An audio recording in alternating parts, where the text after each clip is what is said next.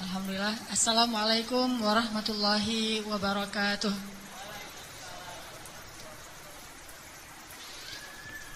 Alhamdulillah, segala puji dan syukur kepada Allah Subhanahu wa taala.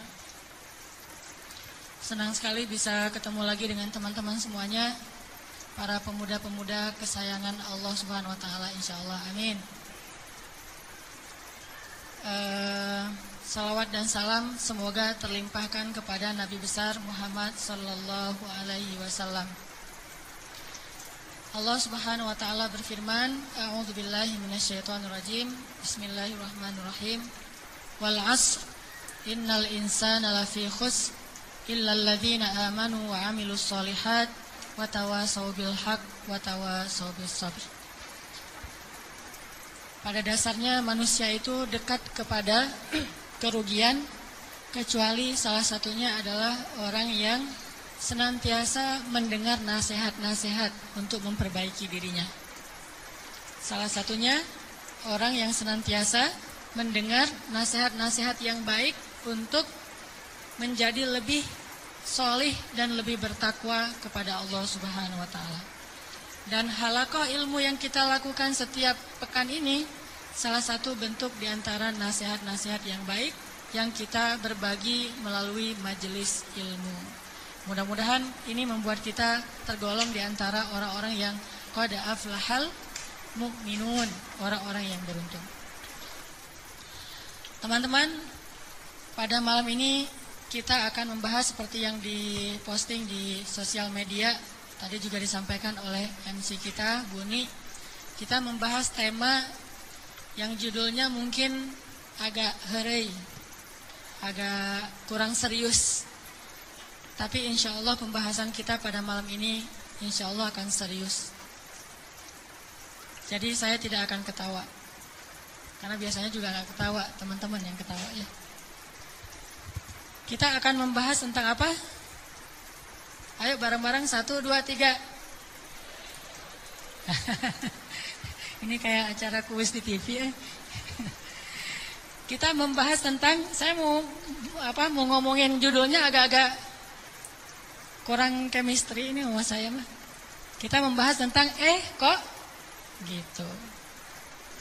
Udah disampaikan tadi tentang intronya kayak gimana, bahwa kok gitu ini membahas tentang realitas hubungan kita dengan Allah.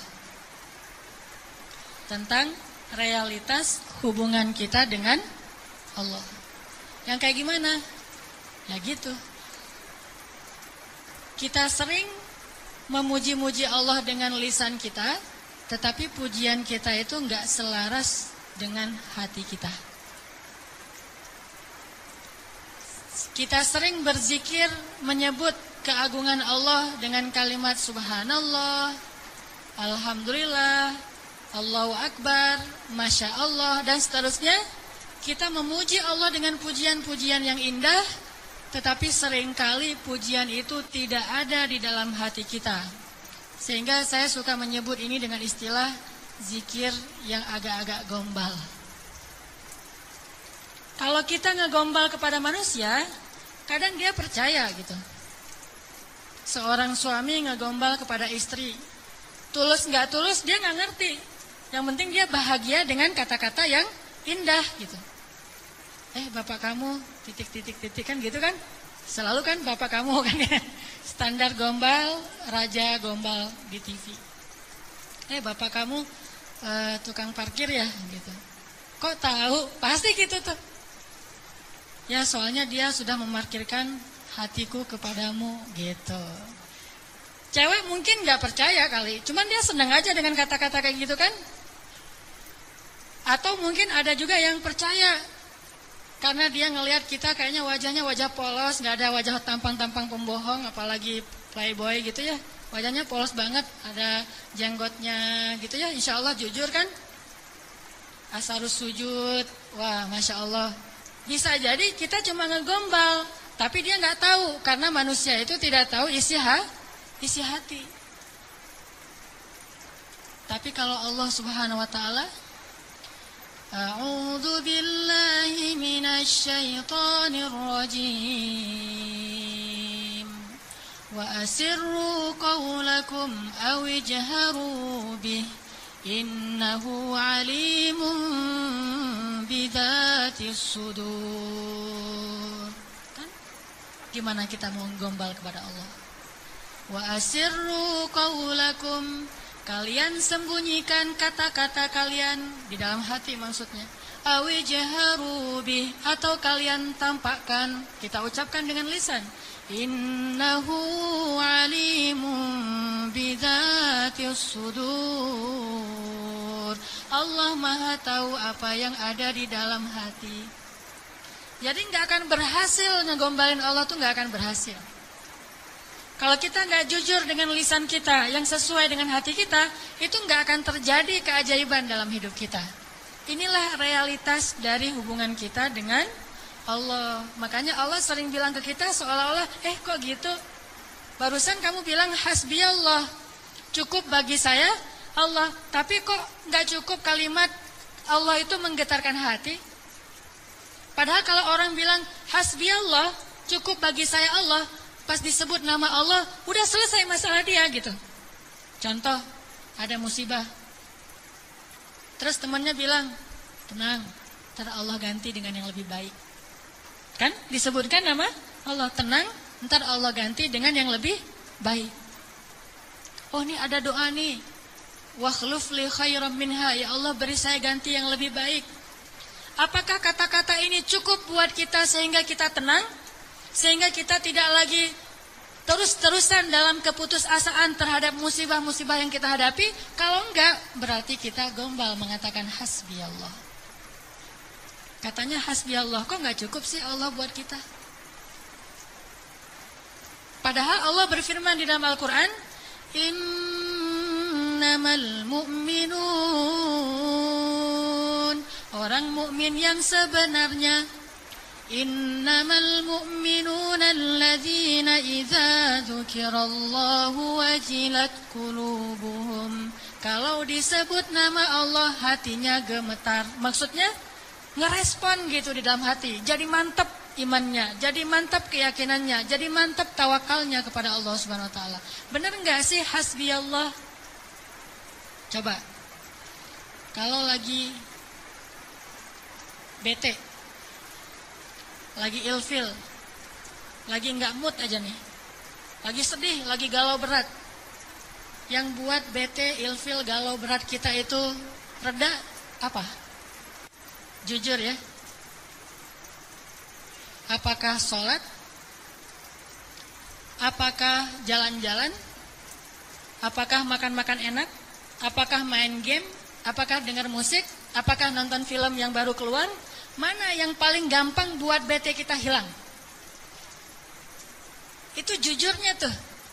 Kalau misalnya kita lagi bete, wudu, sholat, Allah Akbar, selesai sholat, hilang tuh bete. Berarti benar, hasbunallah, hasbiyallah. Tapi kenyataannya termasuk saya nih, gak gitu-gitu amat. Begitu ada masalah, sholat. Begitu selesai sholat, ini nonton di mana ya? Sama aja kan? Sholat sih, cuman habis sholat ternyata belum cukup, belum hilang juga nih.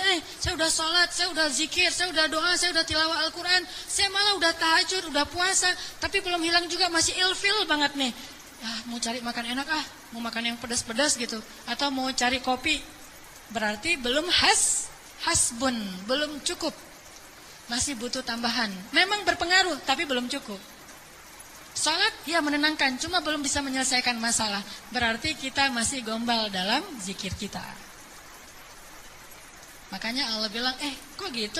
Katanya saya cukup buat kamu. Kok kamu masih mencari solusi yang lain setelah saya? Kok kamu masih menyekutukan saya dalam mencari jalan keluar terhadap masalah-masalah kamu? Berarti kamu tuh gak benar ngomongin hasbiyallah. Orang yang benar-benar mengatakan hasbiyallah tuh kayak Ibrahim tuh. Ketika dia masuk ke dalam api, dilemparkan ke dalam bara api, tiba-tiba Jibril datang kepada Ibrahim mengatakan, ya Ibrahim, alaka hajah?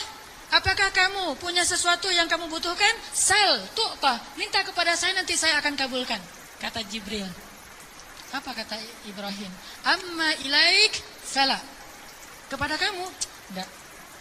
Saya tidak butuh siapapun. Hasbiyallah wa ni'mal wakil. baru Allah padamkan tuh api, keajaiban. Kenapa kita mengucapkan banyak kalimat zikir tapi tidak terjadi keajaiban-keajaiban dalam hidup kita? Mungkin kalimat kita itu belum jujur, belum sesuai dengan hati kita dan realitas kehidupan kita. Makanya zikir kita itu belum powerful.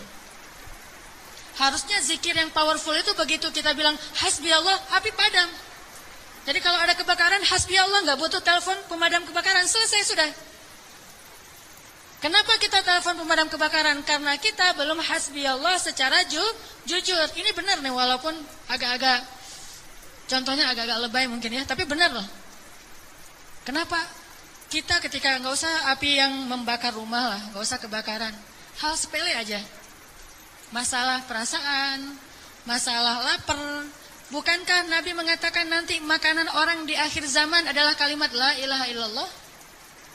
Ini makanan orang di akhir zaman. Ketika muncul Dajjal, makanan kaum muslimin itu adalah la ilaha illallah. Begitu bilang la ilaha illallah, kenyang. Itulah orang yang selamat di masa Dajjal. Kira-kira kalau sekarang Dajjal keluar, kita selamat nggak?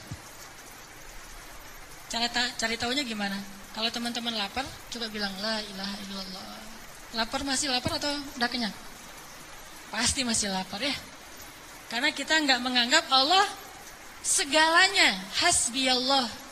Tapi nanti di akhir zaman, ketika Dajjal muncul, Nabi mengatakan makanan mereka pada saat itu adalah zikir subhanallah, alhamdulillah, Allahu akbar, la ilaha illallah. Itulah makanan mereka. Begitu mereka bilang subhanallah, la haula wala quwata illa billah, langsung kenyang. Anaknya bilang, "Pa, lapar." Bilang la haula wala quwata illa billah. La haula wala quwata illa billah, gimana? Udah kenyang. Ya itu. Itu benar-benar umat akhir zaman banget tuh. Kalau kita kayaknya bukan umat akhir zaman. Umat zaman edan. Kita ucapin la ilaha illallah masih lapar, salat masih galau, udah zikir sekian ribu masih sedih, masih sakit hati. Kenapa? Karena kalimat kita itu belum jujur. Kok gitu kalimat kamu, kata Allah kepada kita. Karena Allah tahu isi hati kita. Wa asirru qawlakum aw jaharu bi innahu alimun bidzatis sudur. Seandainya kita jujur, Allah akan tunjukkan keajaiban yang luar biasa loh dalam hidup kita. Wa aufu bi'ahdi ufi bi'ahdikum wa iyaya farhabun. Kata Allah, jujur, tunaikan janjimu kepadaku, aku pasti akan tunaikan janjiku kepadamu, dan kepadakulah kalian akan lari. Maksudnya, kepada Allah kita meminta pertolongan. Jadi kalau kita jujur sama Allah, Allah akan jujur sama kita. Kalau kita benar-benar mengatakan itu dengan yakin, Allah tidak akan mengecewakan kita sama sekali. Keajaiban itu akan terjadi dalam hidup kita. Sangat mudah urusan kita. Saya sendiri sering membuktikan ini, dan sering benar. Kalau ada yang keliru, itu karena saya masih belum baik imannya. Misalnya, contoh sederhana mau ceramah. Ceramah yang menurut saya paling beban adalah di sini. Di depan teman-teman semuanya. Kenapa? Karena saya selalu berharap ceramah sederhana saya itu benar-benar bisa menjadi suatu kebaikan yang bisa dibawa pulang oleh teman-teman sekalian. Pengen banget tidak mengecewakan. Jadi saya bukan perform untuk menghibur, tapi perform untuk memberi sesuatu yang kita cari bersama kan. Kita cari ilmu, kita cari iman. Kita pengen datang ke majelis taklim itu pengen tajdidul iman, memperbaharui iman. Maksudnya pulang dari sini tambah yakin pengennya kan gitu ya. Pulang dari sini tambah semangat beramal soleh. Pulang dari sini semakin yakin untuk bergantung kepada Allah. Itu membuat saya terbeban. Ya Allah, jangan sampai penampilan saya buat mereka kecewa. Bukan karena pengen dielu-elukan ustadznya keren atau apa, enggak. Biar mereka tidak sia-sia waktunya datang ke sini. Terus gimana caranya? Saya akan berzikir. Salah satu zikir yang selalu saya baca, Rabbi syrah li sadri wa yassir li amri wahlul 'uqdatam min lisani. Dan wahlul 'uqdatam min lisani saya ulang berkali-kali. Kenapa? Saya khawatir saya tidak menyampaikan sesuatu dengan jelas dan baik sehingga teman-teman tidak memahami. Wa yassir li amri wahlul 'uqdatam min lisani yafqahuna qawli. Dan ternyata setelah membaca ayat atau zikir ini, Allah seperti memudahkan. Muncul terus saja materinya itu yang dulu udah lama dibaca, muncul lagi. Dan itu nggak dikonsep. Teman-teman bisa nanya kepada orang-orang dekat saya, teman atau istri saya jarang konsep materi ini, malam ini mau bahas ini, terus nyusun dulu, apalagi buat slide, itu bukan saya banget lah. Modalnya tuh benar-benar saya mengonsep materi, mencari bahan, itu ketika saya di Mesir dulu. Itu masa-masa mencari bahan. Sekarang bukan masa mencari bahan, masa memahami realitas untuk menawarkan bahan ini loh. Dulu di Mesir nyari bahan, baca, dengerin terus saja selama 6 tahun. Sekarang diingat-ingat, yang mana ya? Yang ini. Oh ya, sampein. Artinya doa Rabbi syrahli sadri itu benar-benar memudahkan urusan. Termasuk kalau misalnya kita lagi ada masalah sama seseorang. Kita doa, ya Rabbi, mudahkan urusan saya. Mudah enggak? Kalau kurang mudah, berarti kita belum benar-benar jujur dalam kalimat kita kepada Allah. Jujur gimana? Kita yakin enggak sih Allah yang memudahkan urusan kita? Kalau kita yakin banget, Allah akan tunjukkan keajaiban yang luar biasa. Seperti cerita kemarin tuh. 2 orang yang saling berhutang kan? Yang satu memberi hutang dan bertanya, siapa saksinya? Kata yang berhutang, Allah saksinya, boleh enggak? Kata yang memberi hutang, oh boleh, Allah itu sebaik-baik saksi, dan itu jujur, yakin gitu.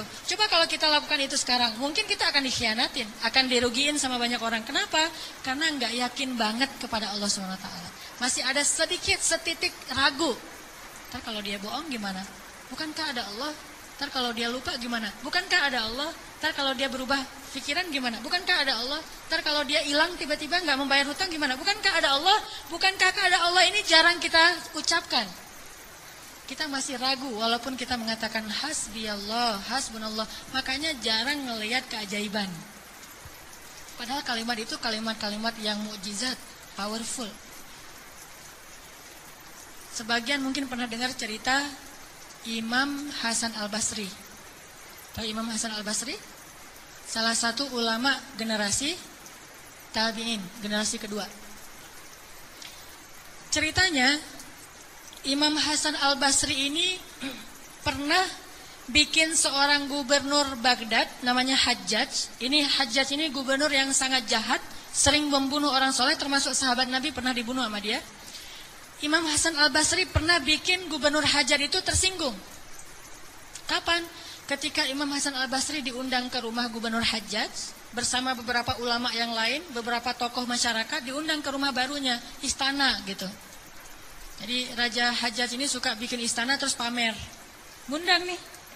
Diundang orang-orang penting, minta semacam testimoni gitu, minta komentar. Jadi kalau bahasa kita mah ngeposting di sosial media, terus nunggu gimana menurut kalian. Jadi yang komennya tuh macam-macam ditungguin sama dia. Nanya ke setiap orang yang tamu yang diundang, gimana menurut kamu istana saya? Rata-rata mengatakan ini bagus, istana pertama yang saya lihat yang paling indah segala macam. Bahasa-bahasa memuji lah. Dan gak jujur. Begitu giliran Hasan Al-Basri, ya Syekh Hasan, gimana menurut Syekh tentang istana saya? Syekh Hasan mengatakan, saya sama sekali tidak tertarik dengan semua ini. Sesungguhnya apa yang ada di sisi Allah lebih baik daripada apa yang ada di sisi Anda. Ini ucapan Hasan Al-Basri. Karena lagi ada acara makan siang kayak gitu, banyak orang, Hajjaj menahan emosi. Dia tersinggung banget, marah sebetulnya. Akhirnya udah selesai obrol-obrolan, makan, pulang.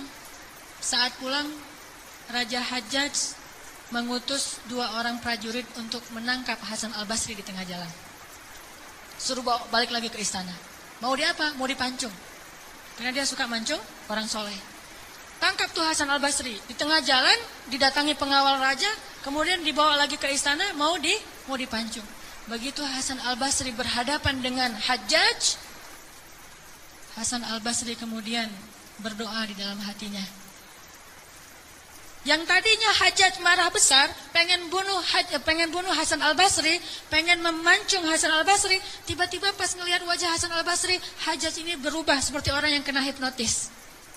Tiba-tiba dia tersenyum, tiba-tiba dia jadi orang yang humble, hangat banget, langsung memeluk Hasan Al-Basri. Selamat datang wahai Syekh, selamat datang, duduk. Syekh, beri saya nasihat, terus dikasih makanan, minuman. Setelah itu dipersilakan pulang, dikasih kendaraan yang terbaik. Sampai akhirnya Hasan Al-Basri keluar dari istana. Ketika di tengah jalan, pengawal-pengawalnya Hajjaj bertanya kepada Hasan Al-Basri, ya Syekh, kami tadi diutus oleh raja menangkap Anda agar Anda dipancung karena raja tersinggung dengan obrolan tadi ketika makan siang. Dan raja dalam keadaan marah besar. Tapi begitu bertemu dengan Anda, tiba-tiba dia berubah, jadi baik, jadi kasih sayang, jadi luluh, emosinya jadi reda. Apa yang Anda lakukan kepada dia? Apakah Anda punya sihir? Kata pengawal. Kata Hasan Al-Basri, saya tidak pakai sihir. Terus apa? Saya sebelum bertemu dengan Hajjaj, tadi saya berdoa. Apa doanya? Ya Rabbi, Engkaulah yang menggenggam hidupku. Kepadamulah aku berserah. Ya Rabbi, padamkanlah amarah di hati Hajjaj sehingga aku selamat sebagaimana Engkau mendinginkan api kepada Ibrahim sehingga dia selamat. Ini yang dibaca oleh Hasan Al-Basri. Ya Allah, padamkanlah amarah di hati Hajjaj sehingga aku selamat dari kezalimannya sebagaimana Engkau menyelamatkan Ibrahim dari api yang panas. Tiba-tiba Allah padamkan marahnya. Ini namanya zikir, doa powerful. Kenapa? Karena hati Hasan Al-Basri itu benar-benar bergantung kepada Allah itu 100%. Gak ragu sama sekali. Gimana pun pengawalnya banyak, tidak membuat dia ragu kepada Allah. Allah lebih besar. Gimana pun kuatnya Hajjaj, tidak ragu kepada Allah. Allah maha kuat. Sehingga kalimat yang sesuai dengan hati, Allah tunjukkanlah keajaiban kepada Hasan Al-Basri. Langsung luluh, langsung berubah dari marah menjadi sayang kepada Hasan Al-Basri. Kenapa kita jarang melihat keajaiban? Karena ucapan kita itu belum selaras dengan hati kita. Gak yakin-yakin amat sama Allah. Sering bilang la haula wala quwata illa billah. Tapi kita masih yakin ada kekuatan lain yang mempengaruhi hidup kita. Padahal kata Nabi kepada Ibnu Abbas, kalau semua orang berkumpul dan ingin menolong kamu, mereka tidak dapat menolong kamu kecuali dengan seizin Allah. Kalau mereka semua berkumpul ingin mencelakai kamu, mereka tidak bisa mencelakai kamu kecuali dengan ketetapan Allah. Allah, Allah, Allah. Di tangannya lah segala kebaikan, di tangannya lah segala kerajaan.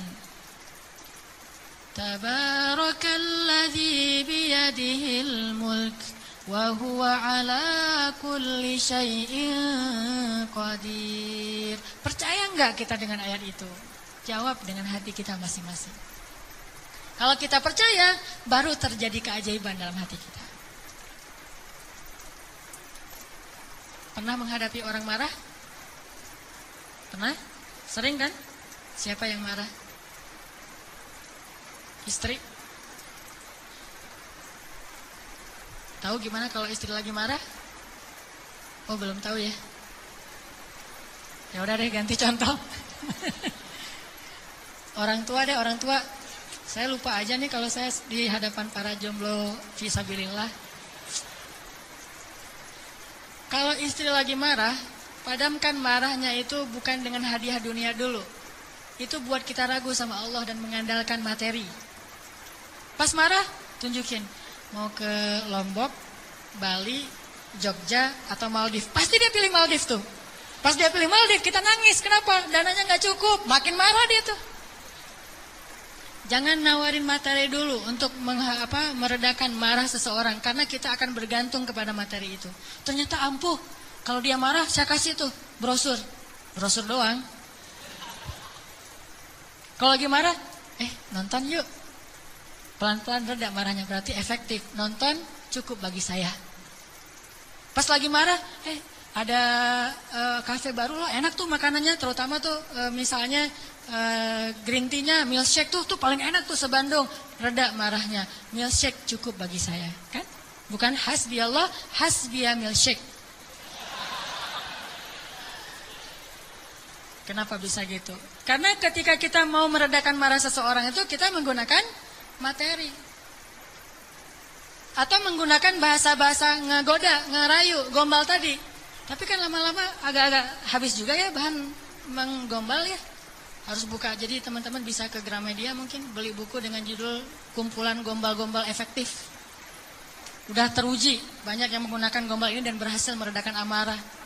Mungkin, tetapi itu berarti kita tidak mendapatkan yang paling luar biasa sehingga suatu saat kita akan kewalahan sendiri. Berapa sering kita bisa memberikan materi, memberikan brosur, memberikan kafe, memberikan nonton, memberikan hiburan, entertain segala macam. Berapa sering? Coba sesekali ketika menghadapi seseorang yang marah, andalkan Allah. Pas mau ketemu orangnya, ya Rabbi, ya Rabba Ibrahim, wahai Tuhan Ibrahim, padamkanlah amarah istri saya sebagaimana engkau memadamkan api bagi Ibrahim.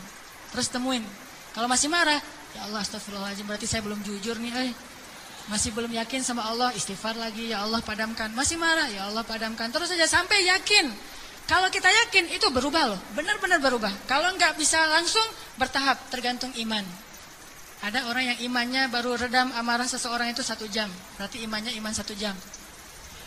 Ada yang setengah jam, ada yang 10 menit, ada yang begitu ketemu berubah langsung. Sampai orang yang marah itu juga terheran-heran. Kenapa ya? Saya tadi sebetulnya lagi sebel banget sama kamu, tapi pas ngelihat kamu jadi berubah, kenapa ya? Karena Allah. Ini mah masalah iman, bukan masalah fasihnya mengucapkan hasbi Allah. Semua kita mah yang namanya hasbi Allah pasti fasih, apalagi sadaqallah, itu paling fasih tuh. Sadaqallahul azim itu fasih banget. Kenapa? Apalagi baca 1 juz, pengen sadaqallah cepet-cepet kan? Itu fasih. Bismillah fasih, hasbi Allah. Insyaallah tahsin hasbi Allah wa ni'mal wakil. Malah kita kadang-kadang kalimat hasbi Allahnya tuh lebih keren daripada sahabat loh. Kalau sahabat kalimatnya cuma gini, hasbunallah wa ni'mal wakil. Kalau kita hasbunallah wa ni'mal wakil, ni'mal maula wa ni'man nasir. Coba lihat, panjangan siapa ucapannya? Panjangan kita kan? Sahabatnya cuma sedikit, Ibrahim lebih sedikit lagi, hasbi Allah, segitu doang. Kita rame, oh jangan cuma hasbi Allah, tambahin dong, jangan terlalu irit-irit dalam berzikir. Rame aja di broadcast soal panjang pendeknya zikir, tapi dua-duanya nggak powerful, nggak ngaruh. Yang bilang hasbi Allah wa ni'mal wakil sama aja, yang bilang hasbi Allah wa ni'mal wakil, ni'mal maula wa ni'man nasir, diulang 33 kali, tapi nggak ngaruh. Kenapa? Karena nggak jujur, hanya fasih di lisan, tetapi tidak fasih di hati. Harusnya kayak Imam Hasan Al-Basri, begitu dia katakan demikian, doanya langsung berubah. Termasuk doa tadi, Allahumma ajurni fi musibati wa akhluf li khairan minha. Ya Allah, beri saya pahala dalam musibah saya, beri saya ganti yang lebih baik. Selama apa sih Allah kasih kita ganti? Di situ kita bisa mengukur keimanan kita. Kalau begitu kita berdoa langsung dapat ganti, itu imannya ajaib tuh. Kalau kita berdoa tunggu gantinya sebulan kemudian, itu imannya standar. Kalau kita udah berdoa tapi nggak diganti-ganti, berarti kita bermasalah, nggak yakin-yakin amat sama Allah. Pengen nggak begitu berdoa langsung Allah menunjukkan keajaiban? Kita pengen aja nggak berani ya, karena kita nggak percaya bisa. Kita mau mengatakan pengen, itu aja kita nggak berani karena menganggap itu nggak realistis. Ah, masa sih bisa? Bisa kalau kita yakin kepada Allah. Kalau kita nggak yakin, kalau kita bilang nggak bisa, kalau kita ragu bahwa Allah bisa menunjukkan ajaib kepada kita dalam hitungan detik, terus kemana kalimat kun fayakun? Masalahnya kita nggak yakin untuk bilang pengen, begitu doa langsung Allah kabulkan. Itu aja kita ragu. Kenapa? Kita nggak percaya itu bisa terjadi dalam hitungan simsalabin abrakadabra. Kita nggak percaya itu bisa terjadi dalam satu kalimat kun. Makanya tidak ada kun dalam hidup kita. Gimana caranya? Belajar yakin kepada Allah seutuh-utuhnya. Masih ingat juga dengan kisah seorang bapak datang kepada Rasulullah curhat dan minta tolong. Dia bilang, ya Rasulullah, putra saya ditawan oleh musuh dan mereka meminta tebusan 100 dinar. Kalau saya nggak ngasih uang 100 dinar, putra saya akan dipenggal, akan dibunuh ya Rasulullah. Sedangkan saya orang miskin. Jangankan 100 dinar, 100 dinar itu mungkin sekarang sekitar 250 juta. Mahal. Saya nggak punya uang sebesar itu ya Rasulullah, untuk makan aja susah. Terus gimana ini ya Rasul? Waktu itu Rasulullah juga nggak punya apa-apa untuk diberi. Sahabat-sahabat banyak yang keluar negeri untuk berdakwah, sehingga orang-orang kaya kayak Utsman, Abdurrahman lagi nggak ada. Terus nolongnya gimana nih? Nabi kasih satu zikir. Kata Nabi, Pak, banyak-banyak mengatakan la haula wala quwata illa billah. Bapak percaya? Oh percaya ya Rasulullah. Pulang dia tuh. Coba kalau kita digituin, ya insya Allah ya Rasul. Tapi duitnya gimana Rasul? Tetap aja kan? Udah minta zikir, minta duit. Yang konkret dong Rasul kalau kasih zikir, kalau kasih solusi. Zikir itu solusi paling konkret. Justru yang lain itu nggak konkret. Yang lain itu Allah tunjukkan kepada kita karena Allah sayang kepada kita. Allah tahu iman kita lemah. Kalau seandainya Allah mau memberikan kepada kita keajaiban menurut iman, mungkin kita nggak dapat apa-apa dalam hidup. Akhirnya Allah berilah kita pertolongan, jalan keluar. Cuman butuh waktu karena iman kita juga butuh waktu. Kita taubat aja butuh waktu, ya. Untuk hijrah aja butuh waktu. Untuk taubat butuh waktu. Mau sholat aja minta tambahan waktu. Udah azan jangan sekarang deh, ntar lagi. Gimana kita mau dapat pertolongan Allah yang sekarang? Fair gak sih kalau Allah mengatakan, oh bentar lagi ya hambaku, orang kamu juga barusan sholatnya juga bentar lagi. Allah kasih tuh. Begitu Nabi bilang, ucapkan banyak-banyak membaca la haula wala quwata illa billah. Dia yakin langsung mengatakan, oh ya insya Allah, yakin gitu. Akan terjadi keajaiban, bukan ya ada Utsman gak Rasul? Enggak. Abdurrahman bin Auf rumahnya di mana ya? Enggak nanya-nanya orang kaya, udah aja yakin. Pulang dia tuh. La haula wala quwata illa billah. La haula wala quwata illa billah. La haula. Artinya apa? Tidak ada daya dan upaya dari makhluk. Allah lah yang maha kuasa. Pulang ke rumah, istrinya nungguin. "Pak, gimana?" Udah ketemu Rasulullah.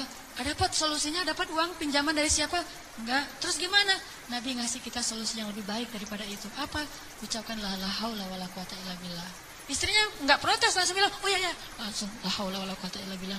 Berdua tuh la haula wala quwata illa billah. Enggak ada ya kirain duit 100 dinar. Enggak sama sekali, yakin.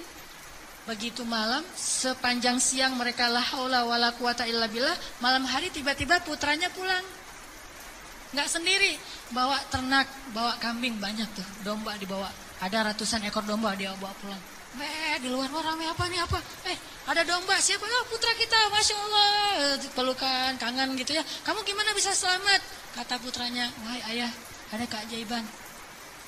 Tadi, tiba-tiba, ketika saya sedang diikat dan besok mau dipenggal, pengawal-pengawal saya itu tiba-tiba pada ngantuk, tertidur. Dan tiba-tiba ikatan saya menjadi longgar sehingga saya bisa melepaskan diri. Dan bahkan ketika saya mau pergi, saya kepikiran kenapa saya nggak bawa domba-domba aja sebagai ghanimah. Domba 100 ekor kira-kira berisik nggak sih? 100 ekor domba berisik nggak? Berisik kan? Berisik banget kan? Tapi seberisik itu orang yang ngawal dia tuh nggak bangun loh. Allah udah tutup telinga dan penglihatan mereka. Mereka nggak bangun sama sekali dibawa. Dan untuk ngumpulin domba 100 ekor, kira-kira butuh berapa jam? Itu bukan kerjaan yang gampang. Ngumpulin 100 ekor, digiring ke satu arah, udah gitu berisik lagi. Ada yang domba yang lari ke sana, ditarik lagi. Namanya domba kan? Domba-domba yang tersesat gitu deh.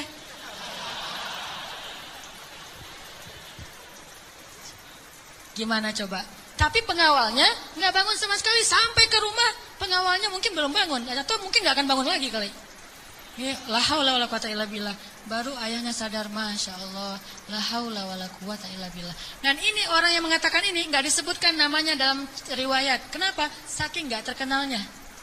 Berarti orang biasa banget. Tapi orang biasa dengan keyakinan yang luar biasa, Allah akan tunjukkan keajaiban yang luar biasa. Jadi jangan bilang, itu mah Umar, itu mah Utsman, itu mah Abu Bakar. Ini nggak ada namanya malah. Cuma disebut ja'a rajulun, ada seorang laki-laki datang kepada Rasul. Gitu doang. Tapi Allah tunjukkan keajaiban yang luar biasa. Kenapa? Imannya. La haula wala quwata illa billah. Sehingga anaknya datang membawa domba, jadi kaya raya. Sama juga dengan cerita Fatimah bintu Rasulillah. Pasti tahu ceritanya. Karena Fatimah capek di rumah, gak ada pembantu. Ali sering berjihad. Akhirnya dia ngurus anak sendiri. Anaknya laki-laki lagi. Namanya anak laki-laki, bukan bandel. Emang dia aktif gitu. Akhirnya Fatimah ngerasa agak berat nih kalau harus ngurus semuanya sendiri, gak punya pembantu. Datanglah ke rumah ayahnya.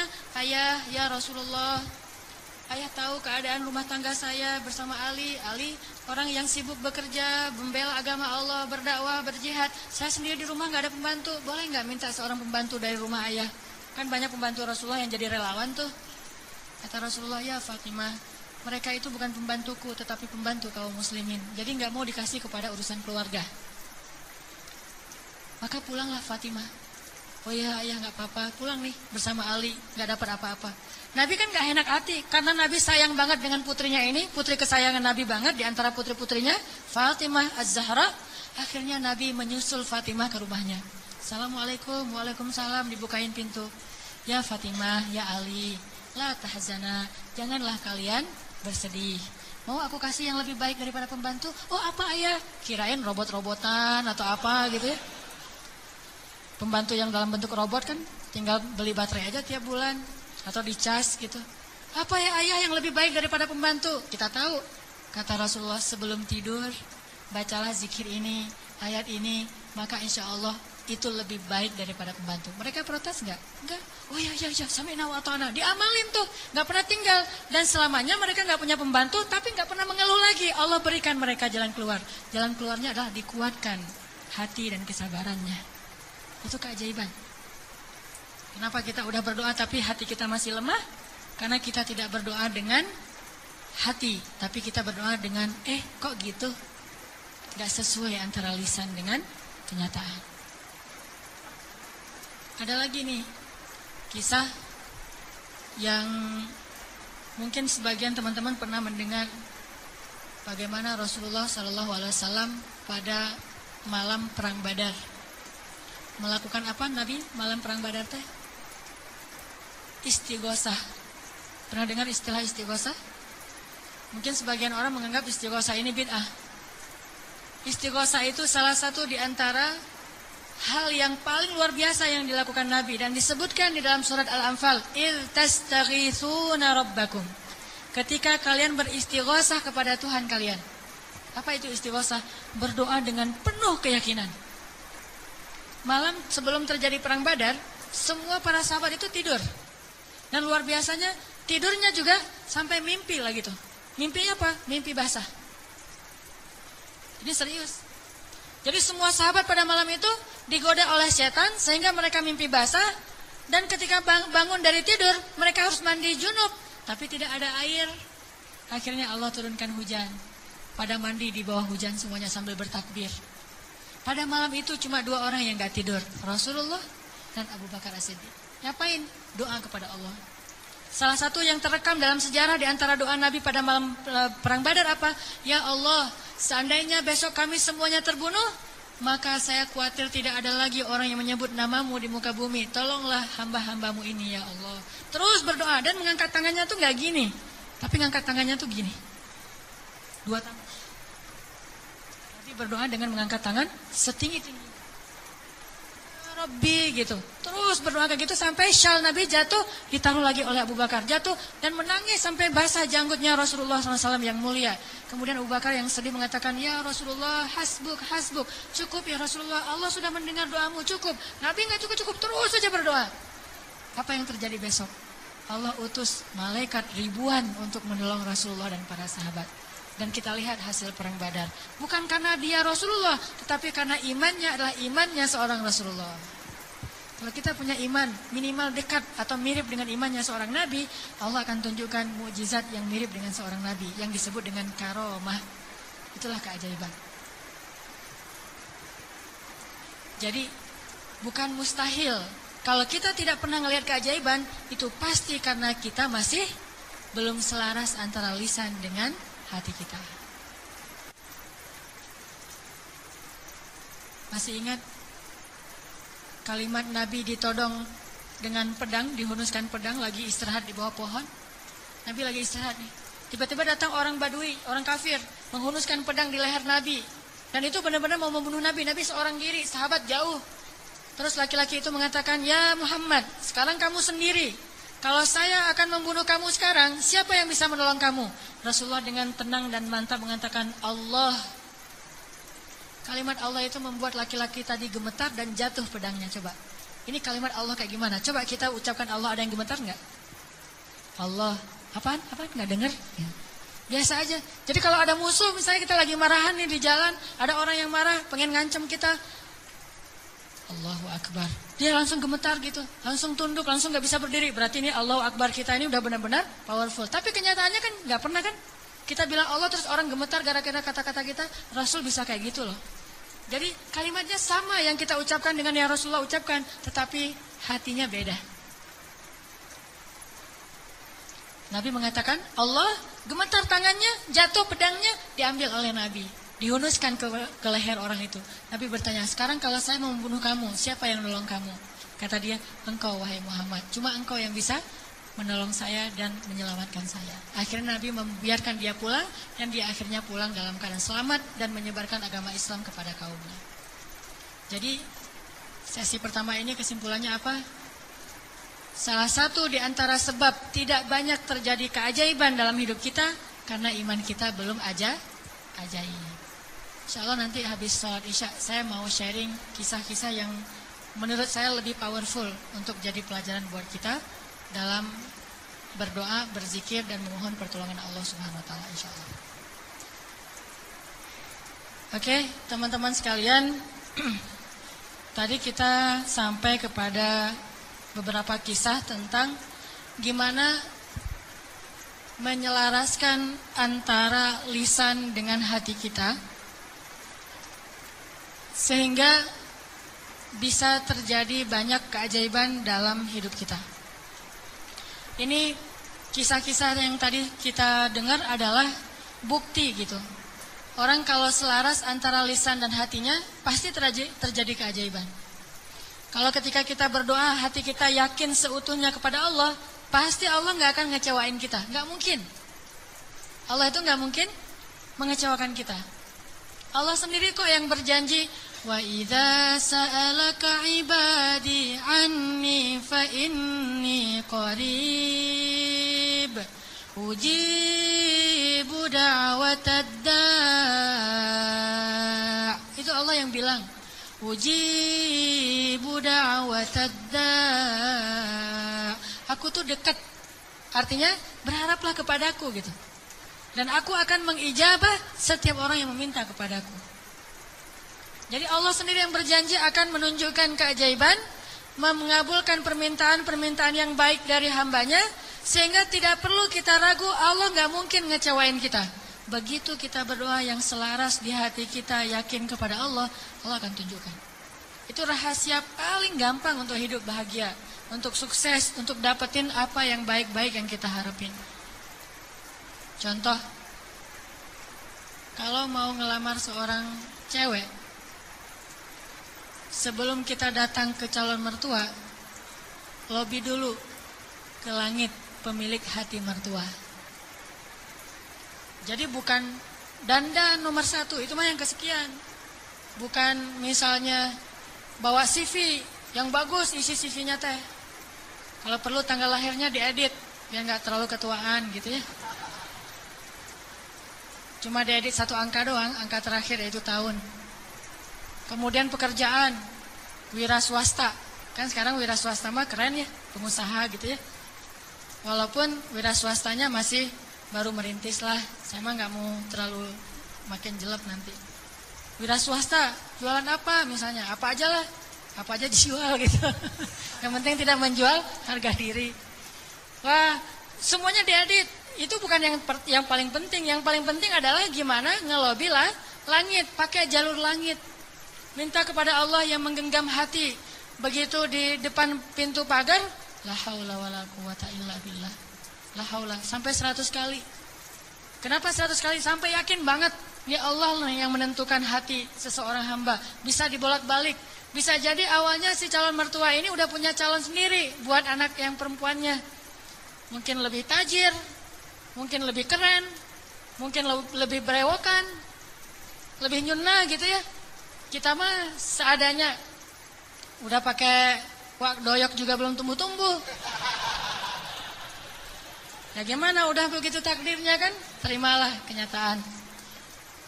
Akhirnya orang tua, calon mertua tadi yang udah punya rasa srek kepada yang lain, tiba-tiba berubah pas ngelihat kita. Wah, ini nih calon menantu saya nih. Kita baru mau ngomong, udah tenang aja. Kamu bukan hanya akan saya berikan anak saya, juga domba-domba gitu ya. Kan la haula wala quwata illa billah. Dikasih modal nikah, dikasih mahar, disiapin semuanya, dimudahin banget. Kenapa? La haula wala quwata illa billah. Itu lebih penting daripada mahar, lebih penting daripada bawa kendaraan apa walaupun minjem, lebih penting dari apapun. Lobi Allah dulu, pemilik segala hati hamba. Itu berlaku banget. Jadi kalau selama ini masih belum beruntung, Berarti kurang la haula wala quwata illa billah. Tips supaya mengakhiri masa jomblo, yakin sama Allah, banyak-banyak la haula wala quwata illa, dan berani datang kepada calon. Kalau kata seorang pelawak, kalau kita jelek, jangan takut untuk mencintai seorang perempuan, karena yang takut itu harusnya yang dicintai, kan gitu ya. Kita mah nggak usah takut, yang dicintai yang takut. Yang datang ke saya kok wajahnya gini. Tapi itu mah cak lontong. Cari ini cak lontong. Oke. Sama juga kalau misalnya seorang istri pengen membujuk suaminya. Membujuk ngapain nih? Membujuk tambahan saldo. Ini udah akhir bulan nih, tanggal 31, pakai la haula wala quwata illa billah. Itu ngaruh banget. Sambil senyum, sambil la haula wala quwata illa billah. Oh, ngerti mah, besok ditransfer gitu ya. Gak usah bilang, "Pak, uang bulanan," gak usah. Bilang aja la haula wala quwata illa billah. Lobby Allah sehingga dia jadi sayang sama kita, dikasih lebih. Jalan ke mall, lobby Allah supaya dia sayang sama kita, dikasih lebih. Jadi dibeliin apa. Ini semuanya karena kita yakin sama Allah yang maha kaya. Saya pernah dulu di tablik. Awal-awal saya dulu hijrah dari hidup gak jelas menjadi agak jelas. Saya waktu SMA juga masih belum jelas. Suka sama cewek tapi gak pernah disukai. Mungkin saya mirip dengan kata-kata cok lantong tadi kali ya. Suka, alhamdulillah gara-gara saya gak diterima, akhirnya saya gak pernah pacaran. Itu bukan karena saya nggak mau pacaran, karena nasib aja. Jadi akhirnya nggak bisa pacaran. Nah, pas sudah jelas, gara-gara datang jamaah tablik berdakwah di sekolah saya, akhirnya saya masuk ke tablik yang khusus 3 hari, 40 hari. Di tablik itu ada pelajaran tauhid yang menurut saya bagus ya, inspiring gitu. Kalau kita lagi makan nih, kan makannya tuh rame-rame tuh, pakai talam gitu kan, makan rame-rame. Terus ada petugas khidmat namanya yang ngasih-ngasih lauk, nasi, ikan, segala macam. Jadi SOP di tablik, kalau kita lagi makan, mau minta tambahan makanan, nasi, ikan, atau lauk, itu nggak boleh minta kepada yang khidmat. Kita ngomong, Allah, ikan, Allah. Datang tuh ikannya. Wah, ini ikan, Masya Allah, Allah kasih datang ikan. Di situ belajar tauhid tuh. Ternyata kuahnya kurang. Allah, kuah, Masya Allah, kuah, Masya Allah. Datang tuh kuah tuh. Soalnya orangnya dengerin gitu ya. Tapi walaupun ini agak-agak menurut sebagian orang aneh, justru di situ kita belajar yakin sama Allah. Makanya saya sering cerita, awal-awal saya dapat hidayah ke tabligh itu, lagi mau main bola, keluar dari sholat asar di masjid, bukan keluar sholat asar, lagi main bola depan masjid. Masjid di Aceh itu kan luas-luas, halamannya bisa main bola. Ada orang main bola, ada sapi yang lagi ngerumput, karena saking luasnya halaman masjid. Udah gitu, lagi main bola dipanggil sama seorang jamaah tabligh dari Pakistan. Dia nyebutnya Maulana gitu. Orang tabligh kan kalau udah level ilmu tertentu disebut Maulana. Maulana ini manggil saya, come here gitu. Saya datang. Saya waktu itu masih anak muda gak jelas gitu. Duduk di sebelah dia tanya. Dia tunjuk-tunjuk ke langit gitu. Gak bisa bahasa Indonesia. Saya bilang, kenapa? Oh, langit. Saya bilang, langit Allah cipta, kata dia. Terus tunjuk pohon. Saya bilang, pohon Allah cipta. Dia tahu bahasa Indonesia cuma satu kalimat, Allah cipta. Pohon Allah cipta. Saya tunjuk anak-anak, dia nunjuk anak-anak. Oh, orang Allah cipta. Itu aja selama setengah jam. Begitu setelah setengah jam Allah cipta, tiba-tiba saya ngerasa kayak ada yang masuk ke dalam hati saya tuh sejuk banget. Saya langsung pergi wudhu, saya sholat kayak orang dihipnotis gitu. Sholat asar sendiri, dan selesai sholat asar sendiri, dia temukan dengan tabligh yang ada di situ, orang lokal, masuklah saya ke tabligh, khurus 3 hari. Pulang ke rumah, saya dianggap orang aneh oleh orang tua saya. Wah, kamu gak boleh ke masjid lagi, kenapa? Kamu sekarang aneh. Aneh apa? Udah rajin ke masjid. Rajin ke masjid aneh dulu teh. Orang tua kan takut ke jaring aliran apa mungkin yang mau jadi pengantin, bom bunuh diri atau apalah, takut. Terus saya mulai pakai jubah waktu itu, jubah putih, sorban putih. Begitu saya lewat depan tetangga, ada anak kecil lagi main, dia bilang, mak, malaikat lewat gitu. Aduh, saya malaikat gitu, luar biasa. Ini artinya belajar yakin. Kalau di beberapa dakwah itu benar-benar bab la ilaha illallah ini benar-benar kurikulum paling penting, dan ini yang harus kita pelajari. Kalau kita ngandelin Allah banget dalam segala urusan, la yudayya'anallah, itu intinya. Allah nggak akan ngecewain kita. Manusia bisa banget ngecewain kita, bukan karena dia jahat. Kadang dia nggak ngecewain kita karena emang dia nggak mampu untuk memuaskan dan membahagiakan kita. Bukan karena dia pengkhianat. Seorang istri, seorang suami kadang mengecewakan kita bukan karena dia nggak sayang sama kita, tapi dia nggak mampu memenuhi semua kebutuhan kita. Dia terbatas. Dan justru juga banyak orang yang sengaja ngecewain kita karena dia jahat, tapi ada juga orang baik ngecewain karena dia nggak mampu. Tapi Allah maha baik dan maha mampu. Bukan cuma maha baik, kalau baik doang nggak mampu, ya apa bisa kita lakuin kan? Tapi kalau baik dan mampu, nggak ada batas. La haula wala quwata illa billah. Keajaiban-keajaiban yang luar biasa terjadi dalam hidup kita kalau kita mengandalkan Allah, selaras antara lisan dengan hati kita. Saya pengen nanya ke teman-teman, teman-teman pernah lupa? Sering ya? Lupa apa misalnya? Lupa diri. Kadang kita perlu lupa. Ngelupain mantan. Baper ya. Karena lupa ini adalah solusi. Melupakan mantan itu benar-benar solusi yang paling konkret. Karena kalau nggak bisa lupa, kita nggak bisa move on. Dan kalau nggak bisa move on, kita nggak bisa ketawa. Kalau nggak bisa ketawa, kita nggak bahagia. Pernah lupa kan? Lupa pelajaran, lupa ayat Al-Quran. Kayaknya kalau lupa ayat Al-Quran sering nih, terutama di juz-juz di tengah. Soalnya belum hafal. Jadi pasti lupa. Kalau teman-teman lupa, apa yang teman-teman lakukan? Hah? Kalau lupa gimana? Diingat-ingat. Diingat-ingat. Berapa lama butuh waktu untuk sampai ingat lagi? Kadang cepat, kadang lama ya. Ada tips dari ulama Al-Azhar. Setiap kita ujian di kampus di Al-Azhar itu selalu ulama tuh syekh, doktor, profesor masuk ke ruang-ruang kelas kita bilang gini, ya abnai, wahai anak-anakku. Ini indahnya ujian di Mesir itu gitu. Bukan cuma ujian tulis, tapi dapat nasihat lagi mau ujian. Nasihatnya jangan nyontek ya, bukan. Nasihatnya apa? Ya abnai, panggilannya lembut, wahai anak-anakku. Kalau nanti kalian mau kerjakan soal, jangan lupa bismillah. Kalau kalian lupa, jangan lupa. Kalau kalian lupa, ucapkanlah istighfar dan salawat. Allah akan mengembalikan ingatan kalian. Karena tidaklah seseorang itu lupa kecuali karena dosa-dosa. Maka istighfarlah. Itu nasihat yang setiap tahun saya dengar kalau mau ujian. Jadi ngena banget gitu. Akhirnya saya praktekkan tuh. Wah, ini benar nih tips yang luar biasa. Lupa nih mau nulis, ini jawabannya apa ya? Ini di bukunya halaman berapa atau yang kata-kata siapa gitu? Astagfirullahaladzim, Allahumma sholli ala sayyidina Muhammad. Ingat.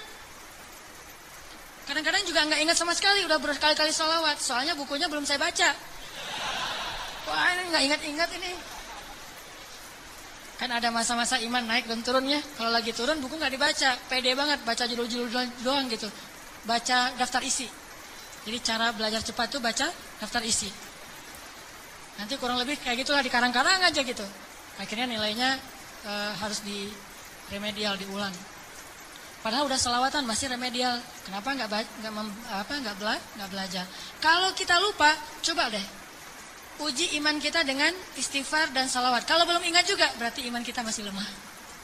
Lupa nama si fulan, siapa ya? Lupa namanya. Astagfirullahaladzim, Allahumma sholli ala sayyidina Muhammad. Langsung ingat. Itu berarti insya Allah udah bisa ngandelin zikrullah dalam hidupnya. Kalau belum bisa, berarti banyak-banyak istighfar. Andalkanlah Allah, la yudayya'akallah, maka Allah tidak akan mengecewakan kita.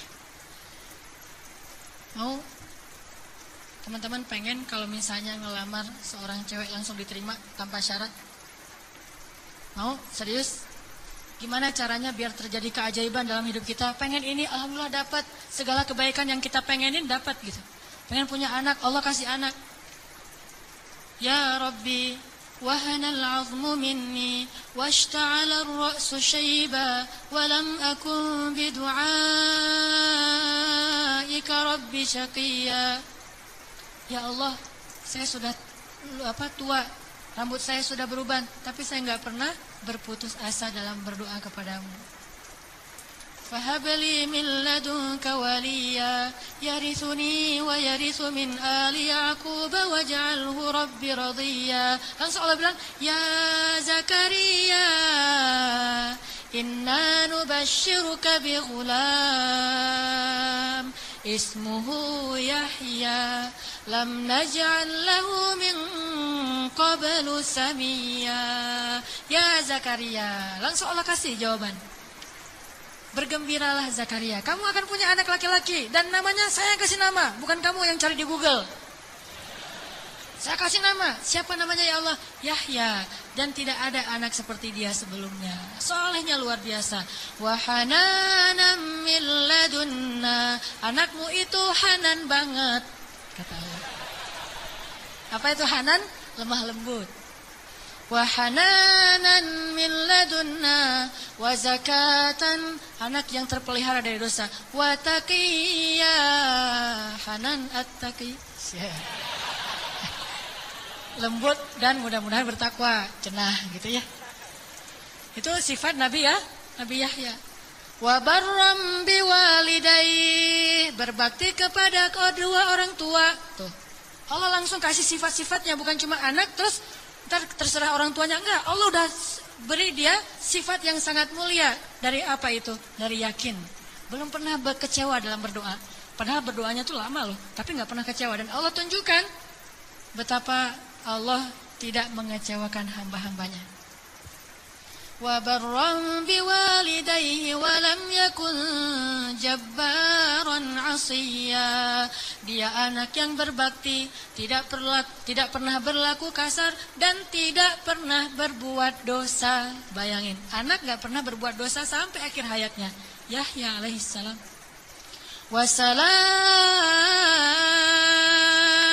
Wassalamun alaihi yawma wulida wa yawma yamutu wa yawma yub'atsu hayya. Dia selamat ketika dia lahir dan ketika dia wafat dan ketika dia dibangkitkan. Dijamin masuk surga anaknya. Belum lahir udah dibilangin kayak gitu.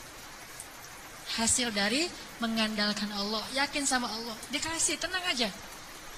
Aduh udah 10 tahun nikah belum dikasih anak, tenang. Nabi Zakaria kayak gitu, Nabi Ibrahim juga kayak gitu. Ada perempuan yang dulu pernah saya kisahin di zaman Nabi Musa, ya Rahim, ya Rahim. Tapi dengan yakin ngomong kayak gitu. Coba kita bilang ya Rahim tapi gak yakin, gak dapet tuh.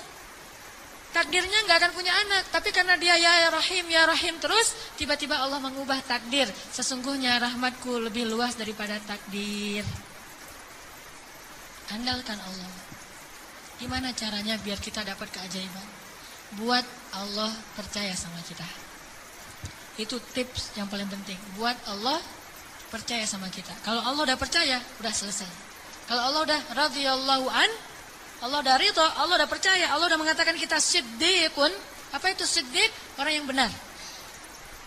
Berarti Allah akan tunjukkan banyak sekali kebaikan dan keajaiban dalam hidup kita. Buat Allah percaya sama kita. Sehingga Allah menyebut kita orang yang benar. Ulaika humus shadiqun. Dia itu orang yang benar. Wadhkur fil kitabi Ibrahim innahu kana siddiqan nabiyya. Ibrahim itu hambaku yang siddiq. Wadhkur fil kitabi Idris innahu kana siddiqan nabiyya. Hambaku Idris itu adalah hamba yang siddiq. Makanya Allah tunjukkan banyak keajaiban. Idris meninggalnya di mana? Wa rafa'nahu makanan 'aliyya. Kami angkat Idris ke tempat yang tinggi, yaitu ke langit kelima. Jadi ceritanya malaikat maut datang kepada Idris, pengen nyabut nyawa Idris. Kata Idris, wahai malaikat maut, jangan cabut nyawa saya sekarang. Terus gimana? Saya minta waktu gitu. Akhirnya malaikat maut ini mengatakan, saya tidak bisa memberi kamu waktu. Kalau perlu kamu naik aja ke langit. Begitu dia naik ke langit 5, kata malaikat maut, disinilah ajalmu. Sehingga Nabi Idris itu meninggalnya bukan di bumi. Kuburannya itu bukan di tanah, kuburannya itu di langit. Satu-satunya manusia yang diwafatkan di langit adalah Idris. Sedangkan Isa belum wafat. Kalau Idris diangkat ke langit dan diwafatkan, Isa diangkat ke langit dan Allah biarkan sampai nanti akan datang kembali di akhir zaman. Kalau Idris wafat, cuma wafatnya di langit. Coba, keajaiban. Kenapa? Innahu kana siddiqan. Karena dia siddiq, Allah percaya, Allah kasih dia keajaiban. Begitu juga dengan Ibrahim. Gimana cara Ibrahim buat Allah percaya sama Ibrahim? Sehingga ketika Ibrahim dalam keadaan terdesak, Allah kasih keajaiban. Ya nar, kuni bardan wa salaman ala Ibrahim. Wahai api, jadilah kamu sejuk dan selamat bagi Ibrahim. Langsung sejuk, apinya membara-bara sampai kayu bakarnya habis, tapi Ibrahimnya dalam keadaan selamat. Kayak di ruang AC. Kenapa? Karena Allah udah percaya sama hatinya Ibrahim. Gimana cara Ibrahim membuktikan dan membuat Allah percaya kepada dia? Nabi Ibrahim membuktikan itu di waktu-waktu yang sulit, bukan di waktu yang mudah. Jadi bukan hanya dengan sholat Allah akan percaya sama kita. Tapi ketika kita dapat masalah, siapa yang kita andalkan? Kalau kita mengandalkan Allah dan senantiasa kayak gitu dalam kesabaran, tidak berputus asa kepada Allah, yakin Allah gak akan ngecewain kita, Allah akan percaya sama kita. Dan saat Allah percaya, Allah tunjukkan keajaiban. Nih kisah Ibrahim yang luar biasa yang dulu sering kita baca. Ibrahim itu by the way orang mana? Orang mana Ibrahim teh? Orang Irak. Ibrahim aslinya dari Irak, dari Basrah. Mirip dengan Imam Hasan al-Basri, Basrah. Jadi Ibrahim itu orang Irak. Lalu berdakwah di Irak di usia 17 tahun tuh udah mulai kayak kita lah, anak ABG tapi udah hijrah. Hijrah pemikiran tapi bukan hijrah dari dosa kepada yang baik. Hijrah pemikiran. Dari awalnya mikirnya macam-macam, agak liar gitu. Wah ini Tuhan saya, yaitu matahari. Ini Tuhan saya, yaitu bulan. Ini Tuhan saya, yaitu bintang, kan liar ya. Sampai akhirnya, ini semuanya tenggelam. Tuhan saya adalah pencipta semua ini. Dan di usia segitu beliau ditaruh di dalam api dan yakin banget kepada Allah. Dia punya seorang ayah, namanya Azar. Azar ini seniman nyeleneh. Kalau seniman doang masih mending kan? Ini udah seniman nyeleneh. Kalau seniman doang dia dengan artnya, dengan seninya itu hak dia. Tapi ketika dia nyeleneh, gimana? Dia membuat patung lalu menyuruh orang untuk menyembah patung buatannya. Dan dia juga tokoh agama yang ngajarin cara nyembah patung buatannya, ngajarin doa-doanya, sehingga orang menyembah patung buatan Azar. Lalu dia punya kedudukan di sisi rajanya, Namrud. Sehingga ketika anaknya berdakwah di sana, kedudukan Azar ini terancam. Akhirnya dia diusir. Ibrahim diusir dari Irak, disuruh pergi atau dibunuh. Akhirnya berangkatlah Ibrahim bersama 2 orang. Satu istrinya yang terkenal sangat cantik. Sampai para ulama mengatakan, belum pernah Allah menurunkan seorang wanita cantik di muka bumi secantik Sarah. Itu perempuan paling cantik yang pernah ada di muka bumi. Kalau yang paling sempurna, Asia, Maryam, Khadijah, Fatimah. Tapi kalau yang cantiknya kayak Nabi Yusuf, itu Sarah tuh. Kalau laki-laki ganteng, Yusuf. Kalau perempuan cantik itu Sarah. Simbol kecantikan perempuan di muka bumi. Bukan siapa yang di Mesir teh? Cleopatra. Cleopatra kalau di film-film mah agak-agak hitam ya. Kurang menurut saya mah.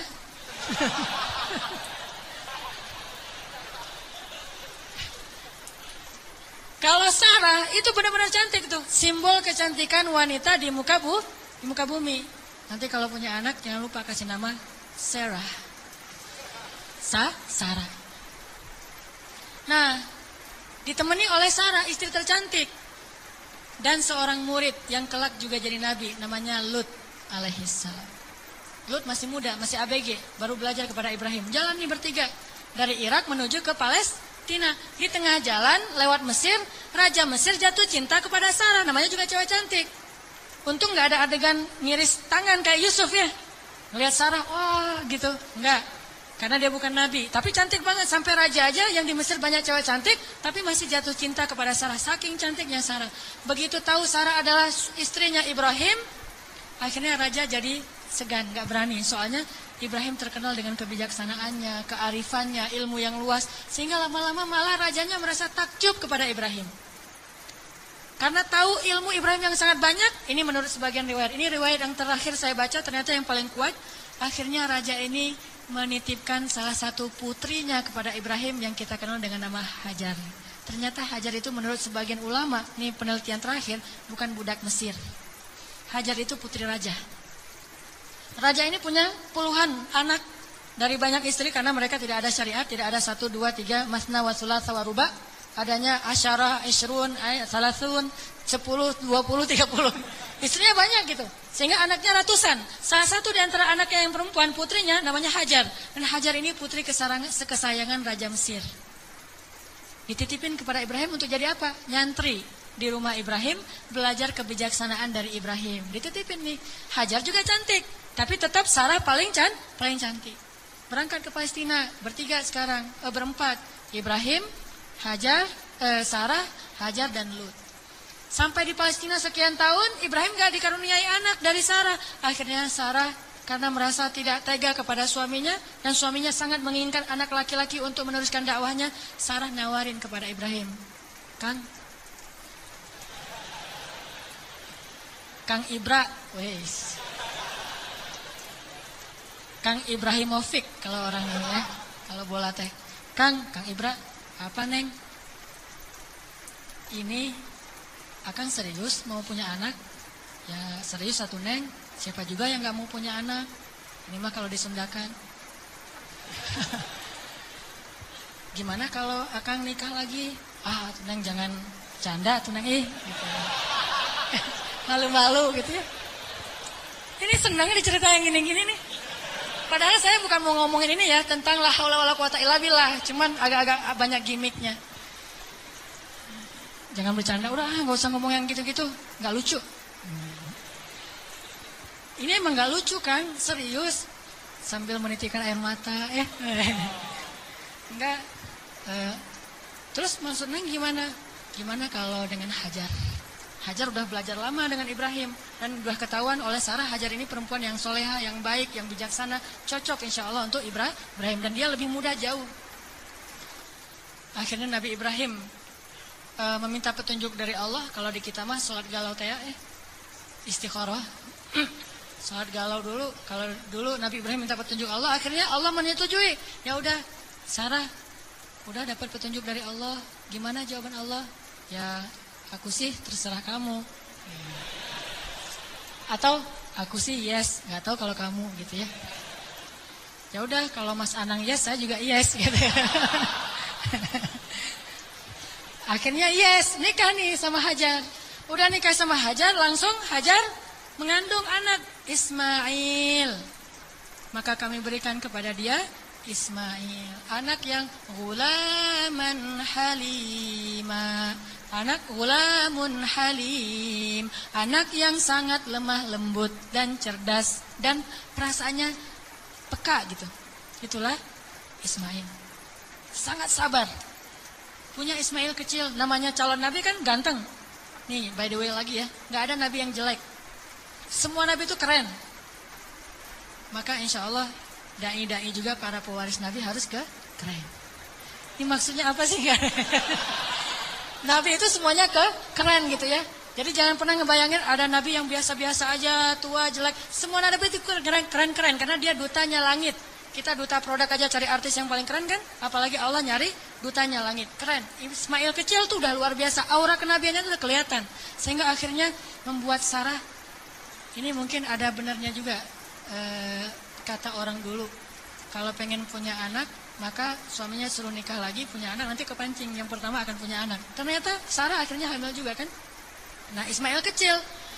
Ibrahim senang banget punya anak laki-laki, digendong-gendong kayak Nabi Muhammad aja, naik ke atas punggungnya, dibawa kemana-mana, dibangga-banggakan kepada orang, ini anak saya laki-laki, Ismail anaknya Hajar segala macam. Dan banyak tetangga memuji-muji Hajar. Nah ini nih, masalahnya bukan di suami istri tapi di tetangga.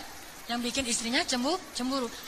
Sarah mah pasti awalnya niatnya baik, nggak akan cemburu. Tapi gara-gara tetangga, Hajar hebat ya, udah punya anak ganteng, mirip banget dengan Hajar gitu-gitu.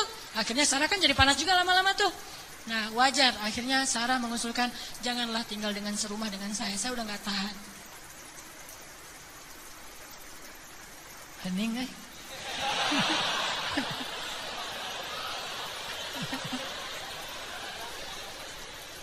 deg-degan dengan kayak gini, kayak film horor. Kata Sarah, wahai lupa, bukan wahai, Kang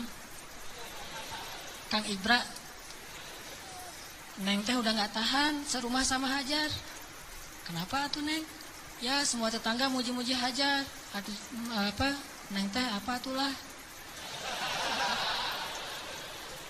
Oh ya udah, minta lagi petunjuk Allah. Akhirnya Allah kasih perintah. Perintahnya apa? Pindah rumah. Tapi nggak tanggung-tanggung. Pindah kota, pindah negara. Dari Palestina ke Saudi Arabia. Dulu namanya Bakkah. Wahai Ibrahim, bawa Hajar dan anakmu ke sebuah lembah Bakkah. By the way, perjalanan dari Palestina ke Mekah butuh waktu 2 jam naik pesawat. 2 jam naik pesawat itu kurang lebih dari Jakarta ke Medan. Atau Jakarta Surabaya. Tapi Ibrahim tidak naik pesawat, tidak naik buruk, tidak naik onta, nggak naik kuda, jalan kaki. Apakah Hajar protes? Kemana Kang Ibra? Pokoknya ikut aja lah, gitu. Oh iya, udah ikut aja. Nggak pernah nanya kemana, ini saya aja tadi nanya. Nggak pernah nanya kemana ya Ibrahim, nggak. Kata Ibrahim, ya Hajar, dapat perintah dari Allah, kita ke lembah Bakkah. Ikut, ya sami'na wa ata'na. Gak pernah nanya kemana, gak pernah naik apa, terus bekalnya gimana, terus gak ada rest area yang dimana aja, di kilometer berapa. Nggak, udah aja jalan gitu. Coba bayangin suami bawa istri, kadang-kadang kesasar muter-muter, istrinya langsung, wah papa gak tahu jalan, pakai ini atuh GPS. Gak sabar ya. Atau suami ngajak jalan kemana gitu, udah mama turun di mall ini aja, nanti dijemput lagi gitu kan. Minta dijemput di mall. Kalau Hajar, enggak. Mau naik apa, kemana, sami'na wa ata'na kepada suami. Ini supaya Allah percaya sama Ibrahim dan Hajar. Jalan, kira-kira dari dari Jakarta ke Surabaya jalan kaki berapa lama? Atau naik skateboard aja deh. Jalan kaki berapa lama? Tebak aja deh, 1 bulan ya. Perjalanan 1 bulan. Gak ada rest area sama sekali. Makanannya apa yang dibawa sebagai bekal? Roti keras yang kalau dimakan itu harus direndam dulu dengan air. Saking kerasnya roti supaya awet gitu. Jadi kalau udah sampai di oasis kecil, Nabi Ibrahim turun duduk bersama istrinya, bersama bayinya, rendam roti dulu sambil ngobrol-ngobrol. Wah, padang pasir. Ya iyalah, apalagi gitu. Direndam nih roti sampai akhirnya rotinya udah agak lembut, makan. Hajar ngasih ke anaknya. Udah gitu jalan lagi, sebulan bayangin. Gak pernah nanya, kemana sih Ibrahim? Ini nyasar kemana sih kita? Gak bawa peta gitu? Enggak sama sekali, jalan aja. Sami'na wa ata'na. Begitu sampai di sebuah lembah, yang kata Allah, biwadin ghairi dhi zar'in 'inda baitikal muharram. Di sebuah lembah yang tidak ada pohon apapun. Pohon yang di tempat lain di padang pasir aja tumbuh, ini gak tumbuh sama sekali, saking tandusnya. Udah sampai di lembah itu, kemudian Ibrahim mengatakan, disinilah tempat kita. Ini rumah kedua kita. Hajar nggak pernah banding-bandingin. Oh, rumah Sarah enak tuh di Palestina. Kok saya ditaruh di sini? Enggak. Udah, oh iya, tinggal di sini teman Ismail. Dan nggak ngomong-ngomong juga, ini gara-gara Hajar, gara-gara Sarah nih. Nggak nyalahin Sarah, nggak nyalahin Ibrahim. Sami'na wa ata'na. Buktikan itu, biar Allah percaya sama kita. Kalau Allah percaya, Allah nggak akan ngecewain kita. Sami'na wa ata'na. Ya Ibrahim, ya. Tinggal di situ aja. Baru 3 hari tinggal di situ, akhirnya Ibrahim mengatakan di satu pagi, ya Hajar, aku harus kembali ke Palestina. Baru di situ Hajar tanya, setelah sebulan gak nanya apapun, taat aja. Baru ketika mau ditinggal di lembah yang gak ada air sama sekali, cuma ada air di dalam tempat dari kulit yang mereka punya, dan itu hanya bertahan 1 hari lagi. Tiba-tiba Ibrahim bilang mau pergi ke Palestina lagi. Baru di situ Hajar bertanya dengan lembut sekali, ya Ibrahim, kenapa kamu meninggalkan kami di sini? Nanyanya gitu. Mendengar pertanyaan ini Ibrahim gak tega dan langsung pergi. Gak menjawab, gak ngeliat, pergi aja. Melihat suaminya pergi, anaknya lagi digendong. Ibrahim Hajar nggak pernah mengatakan, kamu tega sama saya. Kalau kamu tega sama saya, minimal jangan tega dong sama bayi saya. Sinetron banget ya. Ini sama bayi saya nih, bayi kita Ibrahim. Ini hasil cinta kita berdua gitu kan. Enggak sama sekali, enggak baper lah. Iman tuh mengalahkan baper. Ya Ibrahim, kenapa engkau tinggalkan kami di sini? Cuma sesingkat itu pertanyaannya, lembut lagi tuh. Dan enggak marah-marah. Pokoknya kalau kamu pergi, jangan balik lagi. Enggak gitu. Ibrahim enggak tega. Akhirnya Ibrahim jalan aja. Begitu agak jauh Ibrahim jalan, baru Sarah nanya dengan pertanyaan yang benar. Allahu amaraka bihadza? Apakah Allah yang menyuruhmu begini? Allah. Jadi kalau A-nya panjang itu artinya apakah Allah? Kalau Allahnya pendek berarti Allah aja. Jadi kalau kita azan jangan Allahu Akbar, Allahu Akbar. Apakah Allah Maha Besar? Itu salah ya. Makanya A-nya jangan kepanjangan, kecuali bertanya. Allah, A itu apakah? Makanya Hajar bilang Allahu amaraka bihadza? Apakah Allah yang menyuruhmu begini ya Ibrahim? Baru Ibrahim berhenti dan mengatakan, ya. Ini setelahnya kalimatnya powerful banget. Apa kata Hajar? Idzan la yudayyi'anallah. Kalau gitu pergilah wahai suamiku. Allah enggak akan mengecewakan kami. Coba. Baru Allah percaya sama Hajar. Kalau gitu pergilah suamiku, Allah enggak akan mengecewakan kami. Jadi kita, Mah, Papa pergi dulu ya. Papa baru datang pergi lagi. Gak usah dijawab. Langsung aja nyalain kendaraan. Nanti istri akan nanya, Pak, Allah yang nyuruh Papa pergi. Gitu. Baru dijawab. Kalau dia nggak nanya gitu, berarti pertanyaannya salah. Jadi jangan dijawab. Udah jangan nyalain kendaraan deh. Pakai helm. Gereng. Ujung-ujungnya baru nanti dia SMS. Pak, kemana Pak? Allah yang nyuruh Papa pergi ya. Baru kita bilang, benar Mah, Allah yang nyuruh. Yaitu untuk ta'lim. Kan Allah yang nyuruh kan? Ta'lim. Oh kalau gitu pergilah Pak. Selama-lamanya.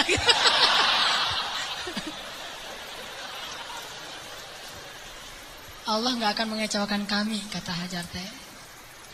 Idzan la yudayyi'anallah. Kalau gitu Allah tidak akan mengecewakan kami. Itu kata kuncinya tuh. Dan itu gak ngomong dengan gombal ke Allah. Allah Maha tahu isi hatinya Hajar radhiyallahu anha.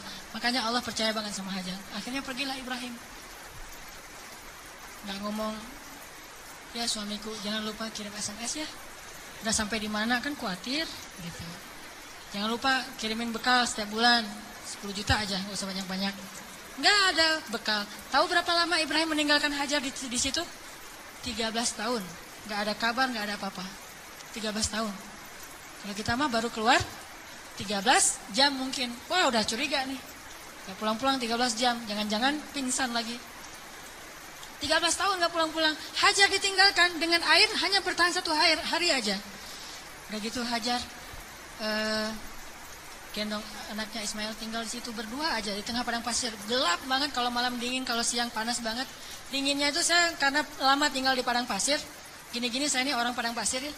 Jadi kalau malam dinginnya itu sampai kayak jarum nusuk-nusuk ke kulit. Itu di padang pasir. Dinginnya malam. Kalau pagi, kalau siang panasnya itu kayak kita dibakar. Ekstrim. Bawa bayi. Hari pertama masih aman, masih bisa minum, rotinya direndam. Hari kedua habis air, Ismail menangis. Panik kan? Ini gimana nih? Air cari di mana? Lari-lari yang kita tahu. Naik ke atas bukit. Di mana ada burung yang kalau ada burung berarti pertanda ada air. Nggak ada burung, tapi ngelihat genangan air, turun lari. Karena pengen mendapatkan air buat anaknya yang masih kecil. Sayang banget sama Ismail. Pas turun lari ternyata nggak ada apa-apa. Naik lagi ke bukit berikutnya namanya Marwah. Turun mondar-mandir. Kenapa sampai 7 kali di tempat yang sama? Saking paniknya. Ismail terus dari kejauhan terdengar suaranya menangis. Pas Hajar sampai di bukit Marwah, suara tangisan itu hilang. Mulailah Hajar was-was dan khawatir. Jangan-jangan Ismail sudah meninggal karena kehausan. Akhirnya Hajar berlari ke arah Ismail. Ketika dia mendekat, dia melihat seorang laki-laki bertubuh yang gagah gitu. Dia pakai baju jubah berwarna putih, dia pakai sorban berwarna putih, seperti saya pulang dari masjid. Malaikat, kalau ini malaikat beneran. Kalau tadi kata anak kecil, oh malaikat lewat gitu.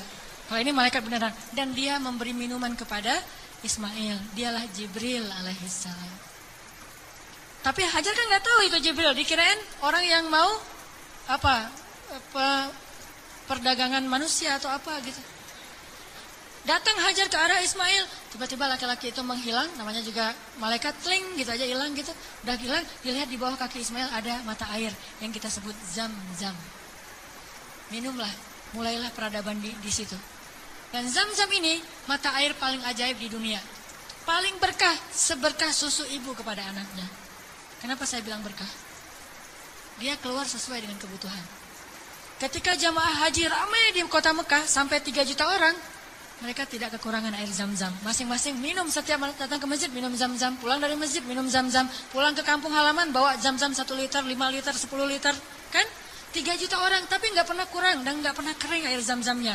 Keluar terus untuk 3 juta orang.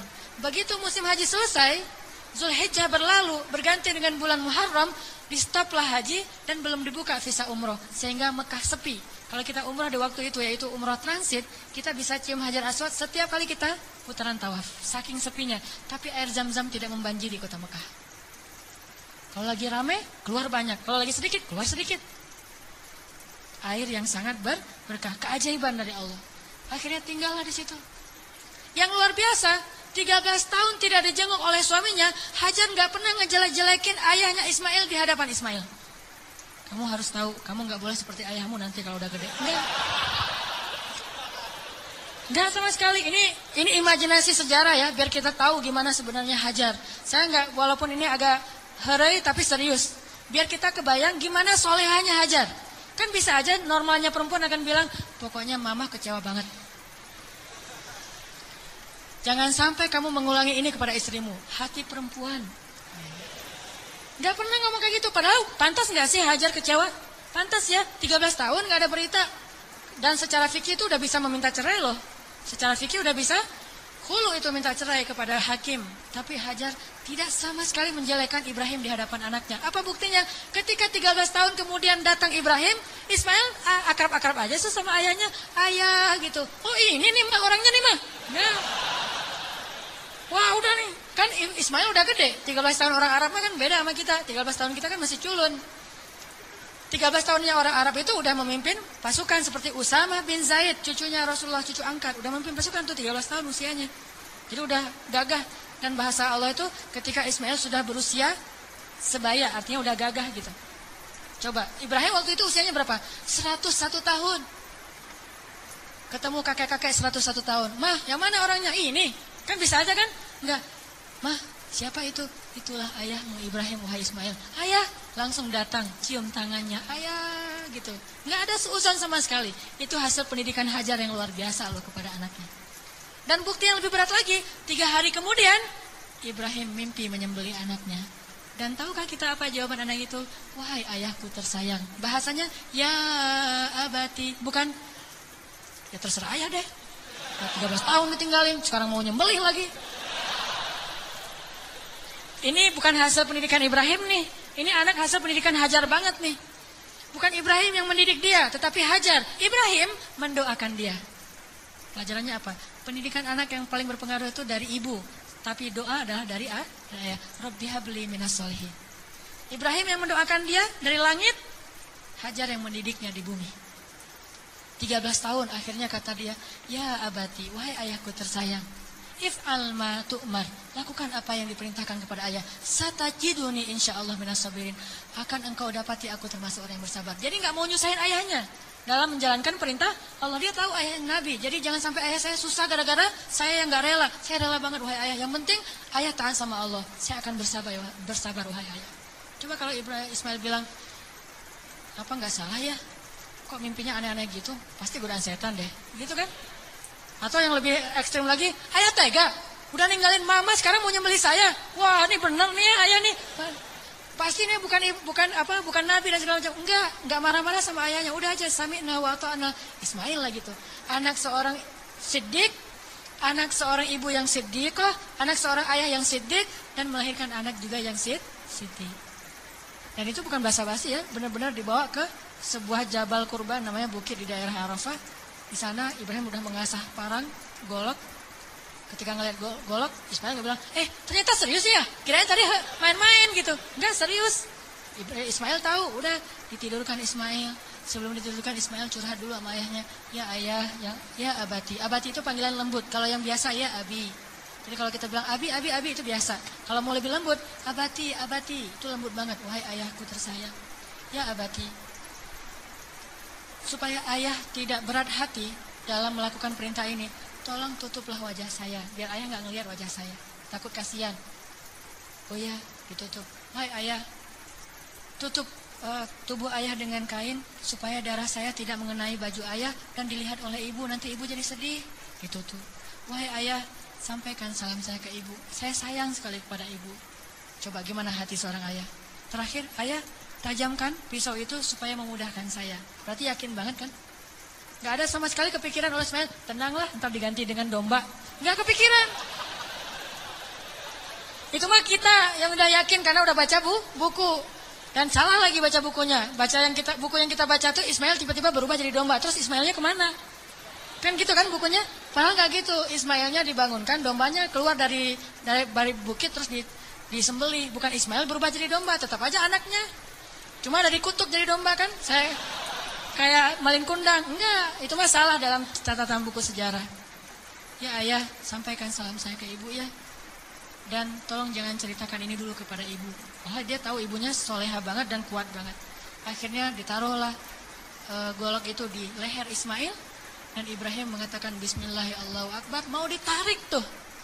Yakin dan Allah tahu isi hati Ibrahim. Mau ditarik. Ismail udah pasrah aja. Udah ini terakhir kali saya hidup di dunia. Baru ketemu 3 hari dengan ayah saya. Pas mau ditarik, Allah tahan tangannya Ibrahim seperti orang stroke. Gak bisa gerak gitu. Baru Allah berfirman, Ya Ibrahim, qad saddaqtar ru'ya. Engkau sudah membenarkan perintah. Allah udah percaya sama Ibrahim sekarang. Ditahan. Akhirnya kata Allah, angkat Ismail. Ini adalah balaun mubin. Inilah ujian yang berat untuk melihat siapa yang benar-benar beriman. Gitu cara Allah percaya sama kita.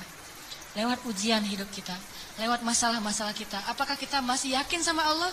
Sampai ke titik darah penghabisan masih yakin sama Allah, justru di titik itulah nanti Allah percaya sama kita, Allah ganti semua musibah itu sebagai rahmat. Allah kasih dia seekor domba yang sangat besar, dan kelak itu menjadi syariat yang sangat indah bagi kaum muslimin. Diabadikan sepanjang masa, ribuan tahun dikenang. Ini bukti. Maka buat Allah percaya sama kita, maka Allah gak akan mengecewakan kita. Ingat kata-kata Hajar, la yudayyi'anallahu idzan. Kalau Allah yang memerintahkan gini, berarti Allah tidak akan mengecewakan saya. Cukuplah Allah yang menyuruh kita, yakin Allah gak akan ngecewain kita. Udah setelah itu, hasbunallah, la haula wala quwata illa billah, tawakkaltu 'alallah, aslamtu ilallah, dan seterusnya dan seterusnya. Insyaallah kita akan melihat keajaiban. Itu aja teman-teman yang dirahmati Allah.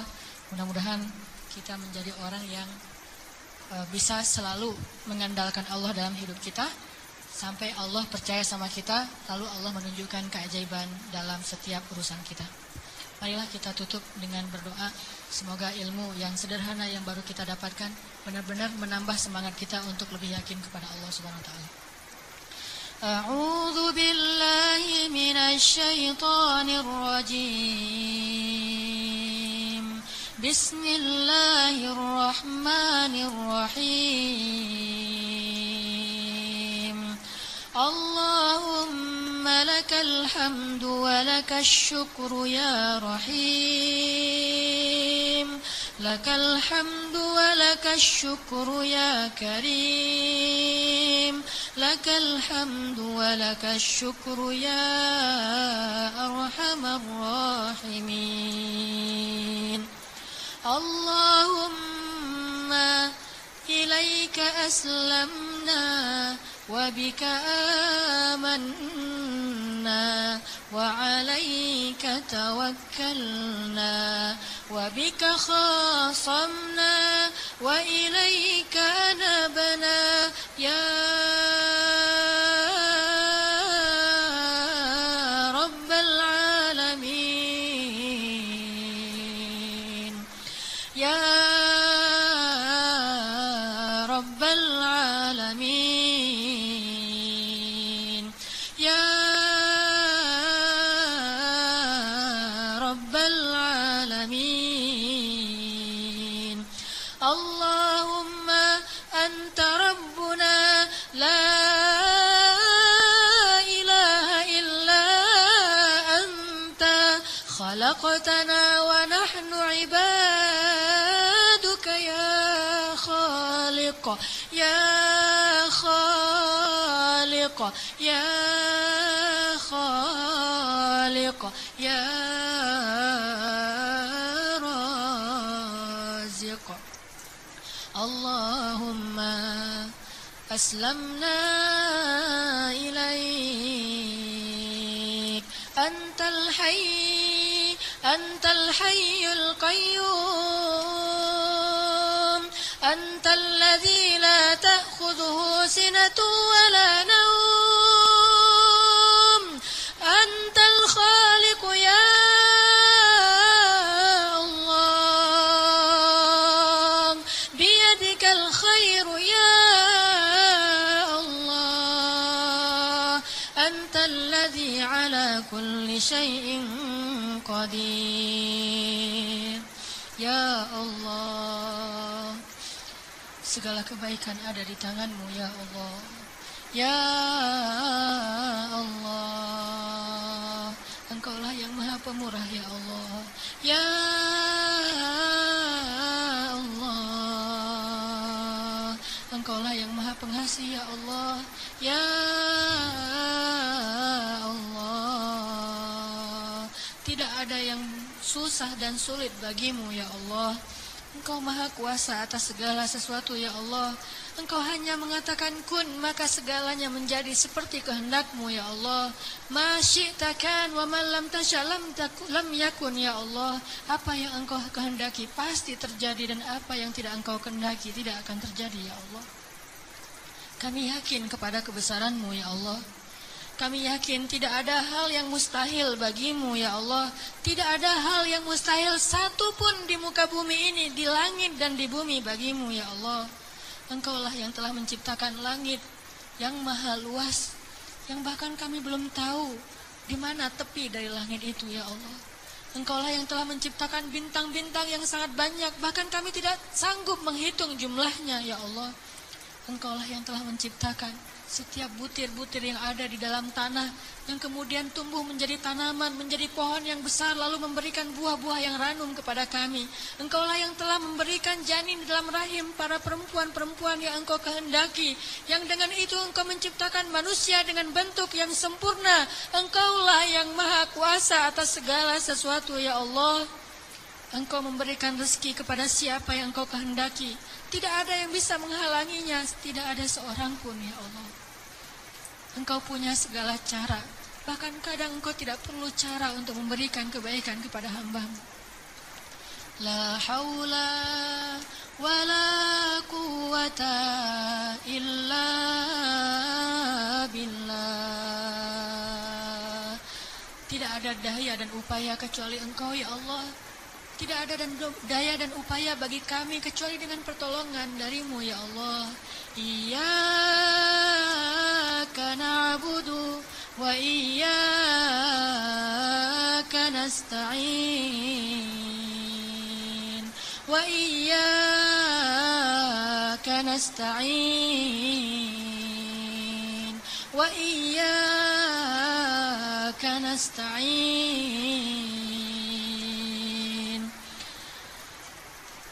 Ya Allah, sesungguhnya salat kami, ibadah kami, ruku dan sujud kami, hidup kami persembahkan untuk-Mu ya Allah. Ajarkan kami untuk tulus dalam mengatakan kalimat yang mulia itu ya Allah, sehingga benar-benar kami menyerahkan hidup dan mati kami kepada-Mu ya Allah. Inna salati wa nusuki wa mahyaya wa mamati lillah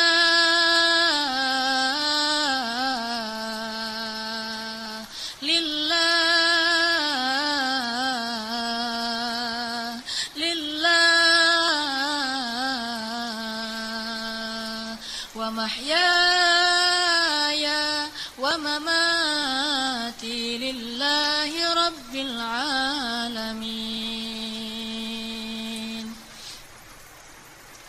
Ya Allah, ya Arhamar Rahimin. Kuatkanlah hati kami dalam keimanan, ya Allah. Kami tidak tahu bagaimana keadaan kami di akhir hayat kami nanti. Bisa jadi saat ini kami menjadi orang-orang yang dekat kepadamu. Tiba-tiba di akhir hayat kami menjauh darimu. Dan tidak ada yang bisa menyelamatkan kami hari itu kecuali Engkau, ya Allah. Bisa jadi sekarang kami rajin ke masjid, sholat berjamaah. Tetapi di akhir hayat kami berputus asa sehingga kami meninggalkan panggilan-Mu, ya Allah. Kami berlindung kepadamu, ya Allah, dari kelemahan diri kami sendiri, ya Allah. Kami tahu Nabi-Mu pernah bersabda, bisa jadi seseorang sepanjang hidupnya beramal solih, amal ahli surga sampai jaraknya dengan surga hanya sejengkal saja, tetapi berlalulah ketetapan yang lain sehingga dia mati dalam keadaan syirik dan kufur dan masuklah dia ke neraka. Kami berlindung kepadamu dari keadaan orang seperti itu, ya Allah. Tidak ada yang bisa menjamin kami selamat. Bukan ibadah kami, bukan sholat, bukan sujud, bukan ruku kami, bukan kesolehan kami. Bahkan orang yang paling solih seperti seorang laki-laki Bani Israel bisa kufur dan akhirnya su'ul khatimah di akhir hayatnya, ya Allah. Hanya Engkau yang bisa menjamin akhir hayat kami, ya Allah.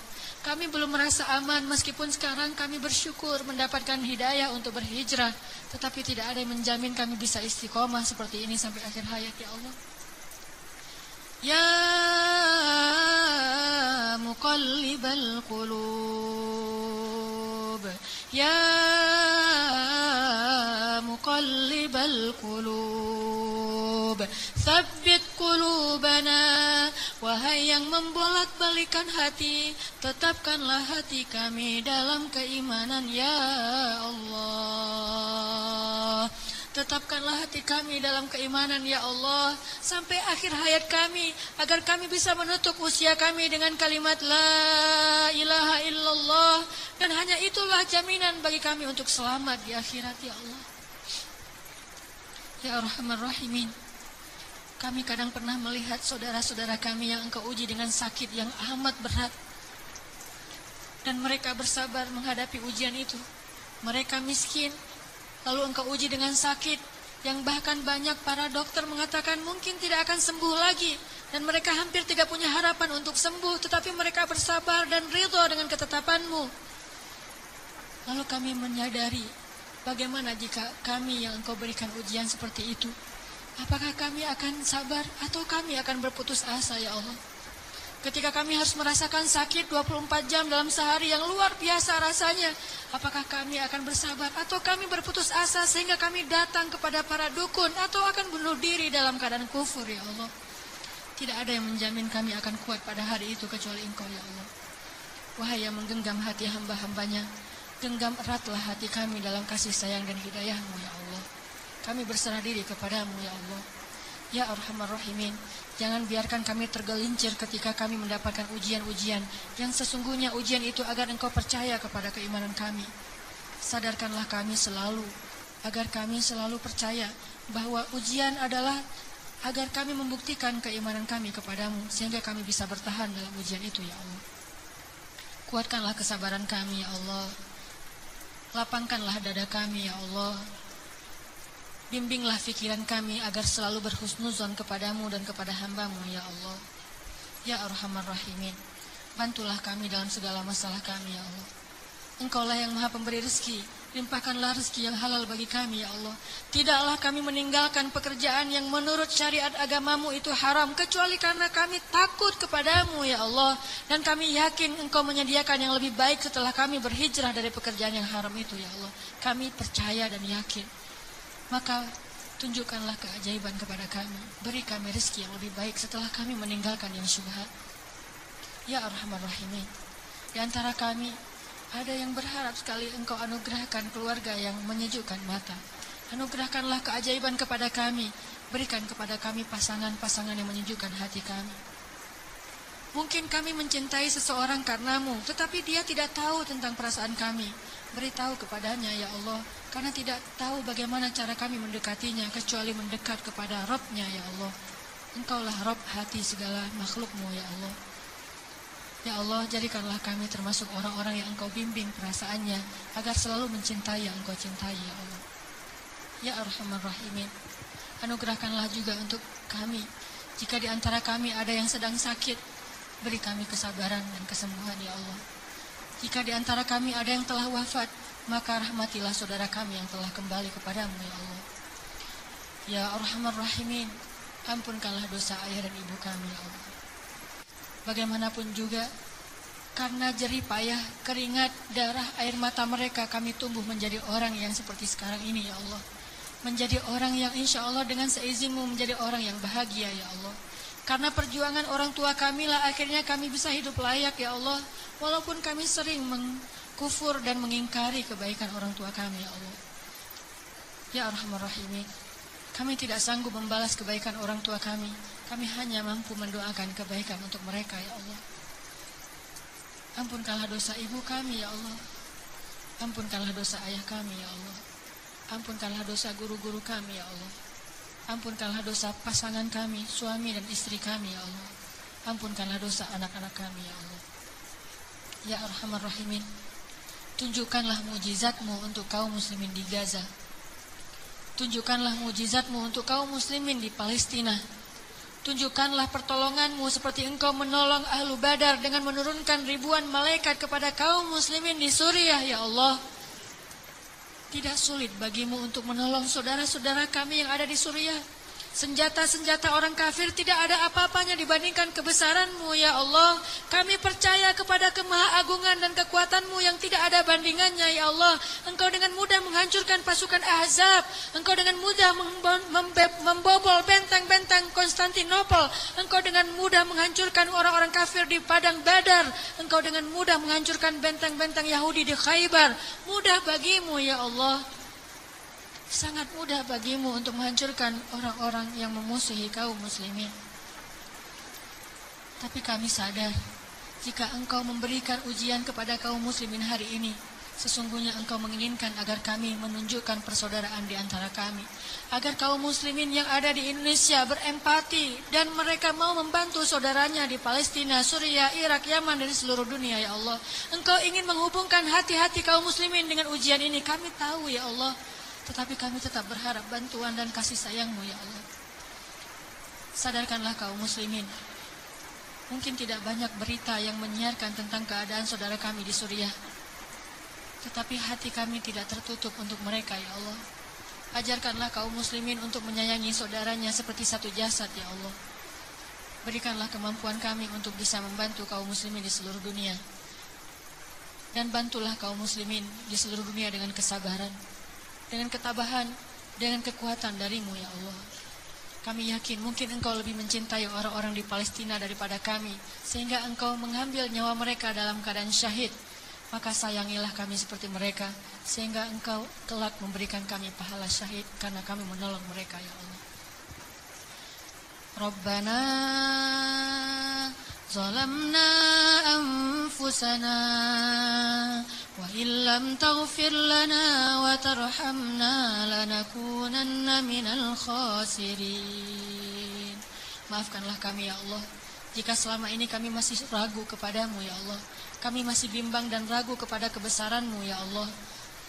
Mulai sekarang kami akan belajar yakin kepadamu, belajar selalu mengandalkan-Mu dalam segala urusan kami.